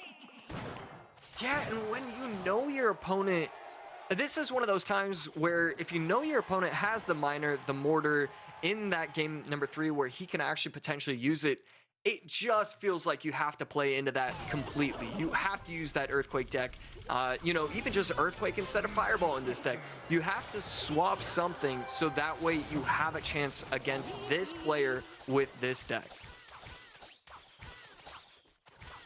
And a little slowdown here for just a moment as Hasael has to reset. Lots of Elixir on the board for Mohamed Light, and Hasael went very low here. Log plus Muskie will take care of the Archer Queen, but that's happy for Mo as he's going to distract and then get a Valk plus Goblins on the right-hand side, and that's going to be an insane amount of damage. Hasael has to go to 0. He is just, you know, he talked about that aggressive play, Josh. He is just overspending, and he knows he's putting himself in bad spots, and Mohamed Light going to most likely take a fairly easy game 3 win, and you see Hasael waving the white flag. We are going to a bracket reset, best of 3 for that trip to World Finals. Yeah, and in this set, we've seen a lot of things we expected, and you know, a few positives out of this set for Hasael. It seemed like game 2, he really dominated. It looked like that was the deck that he should be using in a second set if we got there, which we now have. So I want to see more decks like what we saw in game 2 to happen in set number 2. And Mohamed Light, no big celebrations yet. You gotta imagine Hasael feeling the pressure now because that life to give is gone. And we talked about this, Josh, where, you know, having that life to give, having that 2-match advantage is so huge going into a grand final. But it's so scary against Mohamed Light because it feels like if you lose the first one, that you're almost guaranteed to lose the second one. So I have to wonder, what does Hasael and his team do to regroup here and try to figure out a game plan? Because it seemed like he pulled out all the stops, right? He was unpredictable here in this game, kind of went with the mind games with opening E-Giant again after doing it against Morton. But in the end, the unforced errors give it away, and here we are. Well, it seems like the control decks well, the heavy control decks seem to still be working. So, you know, that's something you really have to watch out for if you're on Mohamed Light's side. The other thing is, hey, you know, I've been aggressive, but maybe I think he just kind of wants to stick with probably heavier decks. I really think it comes down to Mohamed Light is too talented, too skilled with a quick cycle. If you get in a mirror match, it's hard to really... That's the reaction. The reaction from our co-caster Andrew, who also couldn't believe it. And, you know, I think that was going to be the biggest surprise here was the continued misplays defending against that Hog Rider. And I think that the misplays, you know, harkening back to Season 1, the quote that mistakes beget mistakes. And here we saw those misplays in game number 2 led to Hasael maybe trying to overcompensate in game 3, and Mohamed Light easily securing this overall set and sending us to a bracket reset. Yeah, Mohamed Light has to feel so good right now. He played near perfect, and you know, besides that one misstep in either game 1 or game 2, which was the game that he lost? Game 2? Game 2. Yeah. So besides that one misstep, he has to feel good. Here's game number 1, the Hog plus the Monk. I thought the Monk wasn't going to get that much value. It got enough, and the Hog Earthquake, if your opponent misses 4 NATOs, that's how you win this kind of matchup, and that's how it went, fortunately for Mohamed Light. Then looking at our decks from game number 2, where things did switch up a little bit. And, you know, I wanted to ask you about this, Josh. We saw Mo setting up the Mega Knight low a bunch, and I know that he was able to defend against the pigs with the Ghost Arrows. Are Ghost Arrows a better option defending against the pigs? You have 1 elixir less. Is that sort of, was it almost like baiting, or do you think that the Mega Knight should have been saved for the Royal Hogs? I think there's no good answer. I think it really comes down to it's a somewhat matchup dependent deck. MK is always going to struggle against Giant Skeleton, RG, and Golem. So when you get in that matchup, it's just kind of, you know, you throw what you can and then hope it's the correct play. It really comes down to Asael knew what he was supposed to do, set up Giant Skeletons, set up Royal Hogs late, and that's how you win on the Royal Hog side. And of course we go to our third and final here. Mo playing Mortar Miner. Good luck, dude, is the best thing we can say here. And Hasael just not able to keep up with it, gave up early mortar connections. And at that point, when you drop, you know, over 1,000 damage early to Mo with this deck, with a variation on what's strongest in the game right now, it's going to be a hard to battle back. And Hasael waving the white flag very early in this one and sending us to our reset. Yeah, it makes sense, though. It's going to be pretty tough to come back on Mohamed Light. He was going to hope for his opponent's phone to die or something, and you don't want to win that way. So I like what he did there. Andrew, yeah, well, welcome back. I'm sure you enjoyed watching the action there. Mortar Miner from Mo. I know you did because you were sending us messages saying how excited you were for it. And now we go to a bracket reset. You have the world champion. Everyone knows that all he does is win, win, win, no matter what. On the other side, you have a guy who in 2021 2 times won the North American version of what's now called the Snapdragon Pro Series, made his first top 10 finish, top 8 in CRL World Finals. But now we're seeing him here kind of coming back to competition in 2023. Is there some ring rust here? Seemed like there was none, or is it just that you're in the ring against the scariest guy to ever play Clash Royale? Rich, that is the biggest factor in today. That is it. You look at Ilion, there was that massive misplay with the MK when he had the game sewn up. Morton misses, you know, even though Mo makes mistakes, you know, there was that big miss snowball on the wall breakers. Like, no matter who it is, there just seems to be something about Mohamed Light that is so intimidating. He comes back over and over and over. Hasael, it's like, oh, what do I need to do to win with this deck? I need to make my opponent miss 4 NATOs. That doesn't happen. But people don't do that at the highest level. The intimidation factor is so real. It's bigger than we ever saw with Ruben, El Siop, Surgical Goblin. It's become a whole new conversation. These types of mistakes and things and these comebacks usually don't happen, and that makes him even more intimidating. I mean, what do you think? What do you guys think makes this more intimidating? Right, you have the Mohamed Light factor, and you also have if I win 2 games, I'm guaranteed a trip to World Finals, which is of course a wonderful experience, a lot of money on its front end, and of course a chance at even more, and the $16,000 on the line right now. So let's weigh those two. You're scared of playing against Mohamed Light, and there's also, you know, this whole entire future and a pile of cash all riding on these few minutes of Clash Royale. What's more stressful to you, Josh? I think it's Mohamed Light. As crazy as it sounds, it's just Mohamed Light. If an answer can be Mohamed Light, I think it has to be him. All right, what's the capital of England? Light. There we go. There we go. That's what I... Thank you, Andrew. Someone picked up on the bit, and you'll have all 3 of us here for this bracket reset. A full booth here to see who gets this golden ticket. And for Hasael, having Monk against Archer Queen, certainly something he likes. See, the problem with that question is I don't think I know the capital. Oh, is it you just don't know capitals? I was actually trying to find the right answer. To the capital of England? Yeah. All right, let them cook, boys. Oh man, all the Brits watching right now are just they're having a heyday. They don't even care about the matchup that's going on. Yeah. Oh, right. It is. Oh, shocking. All right, so here we go. First minute away, and so far no significant damage either direction. A little chip on the right-hand side for Hasael. And Andrew, you're seeing Mo play Mortar one more time. Do you like it in game one? I love it in game one. Just like, you know, if he goes, all right, if game three, the most obvious thing is he's going to play the deck that he's one of the best and maybe the best in the world with, then he's going to play it. And it's one of those situations where he goes, I don't care if you know what I'm going to do.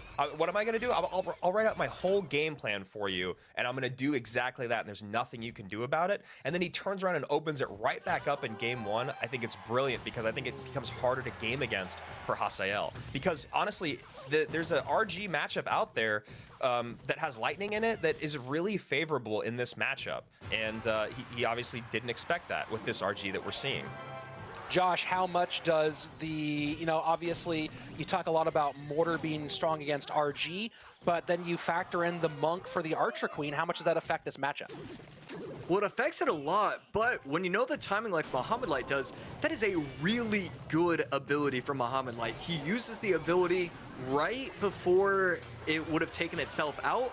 That way, when the ability goes into play, it can just take out the Monk really fast. When you have that timing down, it's not as big a factor as most people would be led to believe. RG Monk. Oh yeah, go ahead, Andrew.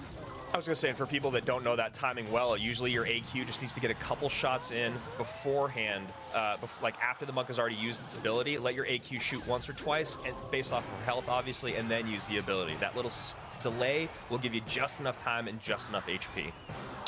Getting all the way through regulation time into sudden death. Next tower means game over. Right now, Mohamed Light in the lead, getting that left-hand tower down to 23-62. Hasael just not quite able to break through here. Josh, what does he need to do to break through and get some significant tower damage?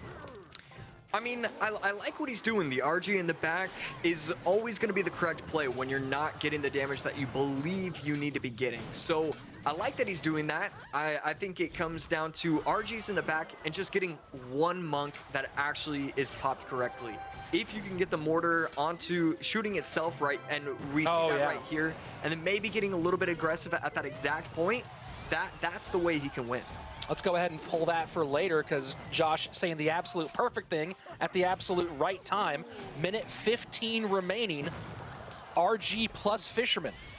Really fascinating to watch Mohamed Light use his miners specifically to either tank or be pulled by the Fisherman so that the Valkyrie can do the other job, either tank or be pulled by the Fisherman. And then he's using the poisons up really high to clean up all the support troops. It's a very, and look at that, a beautiful predictive fireball. He knew that was the only response. And did not quite get that last RG shot off. So all of that really shows you a whole lot right here about this matchup. The Hasael did just a perfect sequence, and all he did was get the game back into a potential position rather than take that lead. Yeah, it's a great play, but it's still a -2 trade, so it slightly works out for Mohamed Light. And there you go, great surround with the Goblins. I mean, this is just perfect protection on Mohamed Light's side. One of the Goblins is able to get a stab, and with the poison, no. I thought the Hunter was going to be taken out completely. It doesn't matter, though. Too much damage to give up with too little time. And Valk does get pulled by the Fisherman. RG trying to find a way to break through. Can't do it, though. Poison will not beat out Fireball. And Mohamed Light takes game number 1, folks.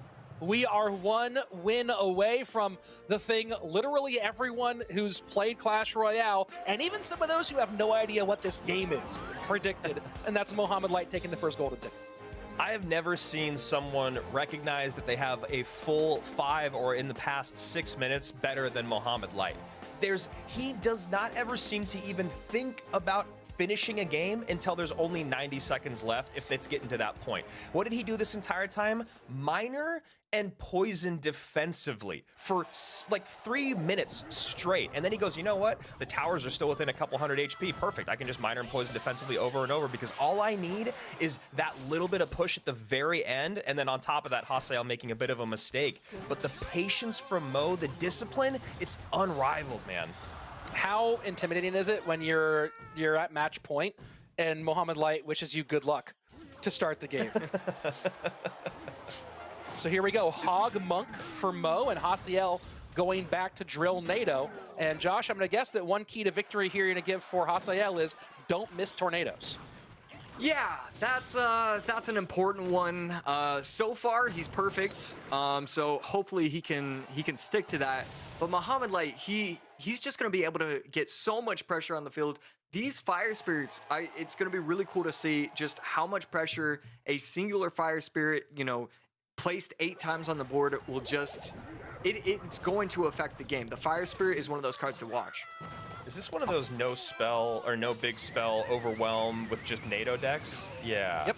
And then Absolutely maybe a Magic is. Archer and yeah. So this, I like have always said a deck like this, an overwhelmed deck, is usually not the way you want to go against Mo, because he's a person that knows how to play defense so well in any situation. It just doesn't seem like the best idea. Monk going to go ahead and get the reflection tank for the Musketeer, who's going to get taken off the board by the Dark Prince. Good damage, though, from the reflection. Does give Mohamed Light the lead with 1:15 left, ahead by a little under 200 HP here. In AC, maybe you can... okay, never mind. The drill comes in. That actually adds a strong win condition, which I think is really important, because otherwise I think trying to overwhelm Mohamed Light is just not the way to play. Yeah, and I really don't know what his correct play is, because every time he uses the drill, it just feels like the Musketeer plus the Monk, it's just too defensive. It's so hard to overwhelm that with the added bomb tower as well. It's just such a strong defensive position for Mohamed Light. NATO's back. Cannon Cart will pick up a little bit. E-Wiz to stun. Hog should get 1, maybe 2 shots here. Does get the second one. 1957 the mark. Mohamed Light creeping ahead here as we are under 30 seconds away from sudden death. This like Monk Hog Rider meta that's being built over this weekend, mainly by Mohamed Light, I'm sure I'll be terrible with it, but just the ability to tank for that Hog up front, get the reflection on all those high DPS units, and then get that Hog to tower, like it's so much time that Hog is on the board as long as that Monk has aggro. It's just absolutely insane. Drill in. Magic Archer not going to get to the skeletons here, and the Fire Spirit cleans up. This is a lot on the board right now. Can Monk reflect this? And it does. Yeah, these Monks have been phenomenal. Even when his entire push was dead, he's still, a slight error right there. Yeah. Magic Archer does not cross the bridge. And, I mean, yes, the Monks have been incredible, but that's a pretty massive mistake on Mohamed Light's end. Golden Knight in front of the Cannon Cart. Can we get a big dash? Nice patience there from Hasael not to pop that early reflection in, but the damage lead now does go to Hasael, 1352 to 1660. Hasael has got to just clean up his Magic Archer play a little bit here. He's not been getting any good piercing shots in, and even worse, not only is he not getting piercing shots in, he's just letting that Magic Archer be a tank a handful of times, which is obviously what you never want. But only being separated by a couple hundred HP means just one good Magic Archer, the game would be in his favor. Very nice work here from Hasael to use the different varied pieces, right? The Cannon Cart going down, now pulling the Hog Rider, the E-Wiz to stun. Varying up how he's playing these bridge fights, and right now that has him the lead. But Mohamed Light finally, as we go into triple elixir, adding pressure in the opposite lane, and here he goes, Hog to the right one more time. Golden Knight perfectly controlled. Yeah, this is a lot. Oh my goodness, great NATO right there. I love what he did. It's not going to be too effective, but now it's just left lane. This constant pressure is so massive for Hasael. Here we go, E-Wiz plus Golden Knight trying to see if they can do this with just troops, and they do get the stop. Barb Barrel might have been an extra expenditure. Final 18 seconds, 12:69 to 13:08. Hog down one more time. Does Hasael NATO here on defense? Yes, he does. Oh, Goblin gets on Goblin's tower. 11:24 to 13:08. 7 seconds left. EQ trying to get this back. Can the snowball get there in time? Snowball it's get there. Oh my word! God! It's Mohamed Light. What are you gonna do? Absolutely nothing. 36 HP. Mo steals that one right back, and Hasael has to give the applause because he just saw once again a master class by the best student of the game. I think this is the best thing to happen for everyone else in the league. Get Mo that golden ticket early. Maybe you can somehow distract him. Maybe he can somehow get his attention drawn to anything else in the world other than Clash Royale for the next 7 months, because my lord, that guy is still in perfect stride from World Finals. Even better. I mean, what is there to do? How do you nerf Mohamed Light? And I'll say this, I thought that the biggest problem for Mo was going to be switching from the out of game duels to the in-game duels, right? That flexibility that made him so insanely dominant, to having 4 decks you have to pre-build and going into game 3s and having to pick one of 2 based off of the best knowledge. But even that can't stop him, Josh. Yeah, right here, I mean, we see it in this replay. His minor mortar gameplay is spectacular. Anytime he has that opportunity, he should be playing it. Right here, a lot of the early damage came because of the Monk and just the way he activated it. Always on top of the cannon cards, trying to get, added value with the Magic Archers. And then it was constant pressure from Asael, but Mohamed Light just got just enough. And those Earthquakes, the snowball at the end, I knew it was going to happen. Just in the back of my mind, I knew it, but Asael put up a great performance in that final. You talk, Andrew, about the things that make Mohamed Light great, and I'm going to have to go back and watch that finish a few more times to get all the pieces together. Mohamed Light, when you get into the final 30 seconds, he doesn't ever lose track of any pieces. He knows exactly the amount of damage he needs to do, exactly how he's supposed to defend. You see a lot of players, and I'm curious when we watch this back, if Hasael how far away he was from getting his NATO back and trying to get some extra damage there, what the pieces are that he was keeping track of, if he had his cycle working correctly at the end, or if he was thrown a little bit off. But we know one person that never happens to in the end, and that's Mo. And that's what, again, going back to using that 5 minutes, he's not worried about the time running out. He's going, oh my gosh, this is perfect. I have 3 more seconds to win this game. It's just outlook. I think it's perspective, the amount. We don't need to talk about these decks too much. We can move on through. Mo, the best in the game with Minor Mortar Poison. He uses it again in game 3 and then again in game 1. But really in game 2, you see the dominance with the Hog and the Monk combo. And this is, again, why so many people, and you see people talking about it on Twitter, you see the pros talk about it, and then you see everyone else talk about it. There's 2 classes of people, and there's pros and there's everyone else. The Monk still feels like one of the strongest cards in the game at the highest level, and it is. We saw that in motion today. But the thing is that when it's at a lower level, which is what most of the people that play Clash Royale are at, it's just not as effective. But what we saw out of him this weekend, the Monk and the Hog together, AC, is this maybe a new meta that's being built because of how dominant it was over and over and over? I really think so. I mean, it looks like Hog is starting to really ramp up in terms of just playability and what's going to happen even if you don't get the right matchup. We saw earlier today, Mohamed Light, he used Hog, Inferno Tower, Archer Queen, didn't get the matchup he was looking for, didn't get the matchup he expected, and it didn't matter. Hog specifically seems to really benefit right now. Hog doing very well right now, and of course, Hog Monk been the big piece of that. Let's take a look though at the bracket, and you talk about that road for Mohamed Light, and this is a familiar path, everybody. This is not someone who's trying to blaze a trail. This is one that's well worn. Morton getting the 2-0 win against Mohamed Light in the first match, and then on to the bottom, taking down Faust 2-0, taking down Ilion 2-1, the clean sweep against Sandbox, and then sweep, takes one loss against Hasael, and then says, nope, we are tightening down the lock. Mohamed Light with yet another brilliant run to win yet another golden ticket. Yeah, I mean, and again, like I was saying, I think it maybe goes back to this is maybe the best thing that could happen for everyone else in the league in terms of Mohamed Light getting that golden ticket early. That you can pray that he loses some step along the way over the next few months just because the pressure won't be there. He doesn't have to worry about leaderboard. He doesn't have to compete at all if he doesn't want to. You know that he does. But, I don't think anyone thought that Mohamed Light wasn't going to go to World Finals in 2023. So for it to happen the first month out, I mean, talk about a beginning of the year for Mo. In February, he has 3 of his accounts in the top 10. In January, he has a #1 finish. And then here we are. He gets the first golden ticket. Well, speaking of here we are, let's go ahead to Andrew, who's going to go ahead and talk to our world champion and first monthly champion, Mohamed Light. Hey, what's up, brother? Good to see you, man. I haven't seen you since Helsinki, but it seems like you have not lost one step since being world champion. How does it feel to be our first golden ticket holder in 2023? Oh, I'm really happy. Actually, I'm in disbelief right now because I really didn't expect to make the same run that I did in World Final. It's like very similar, especially in the second day, like when I beat Elian 2-1.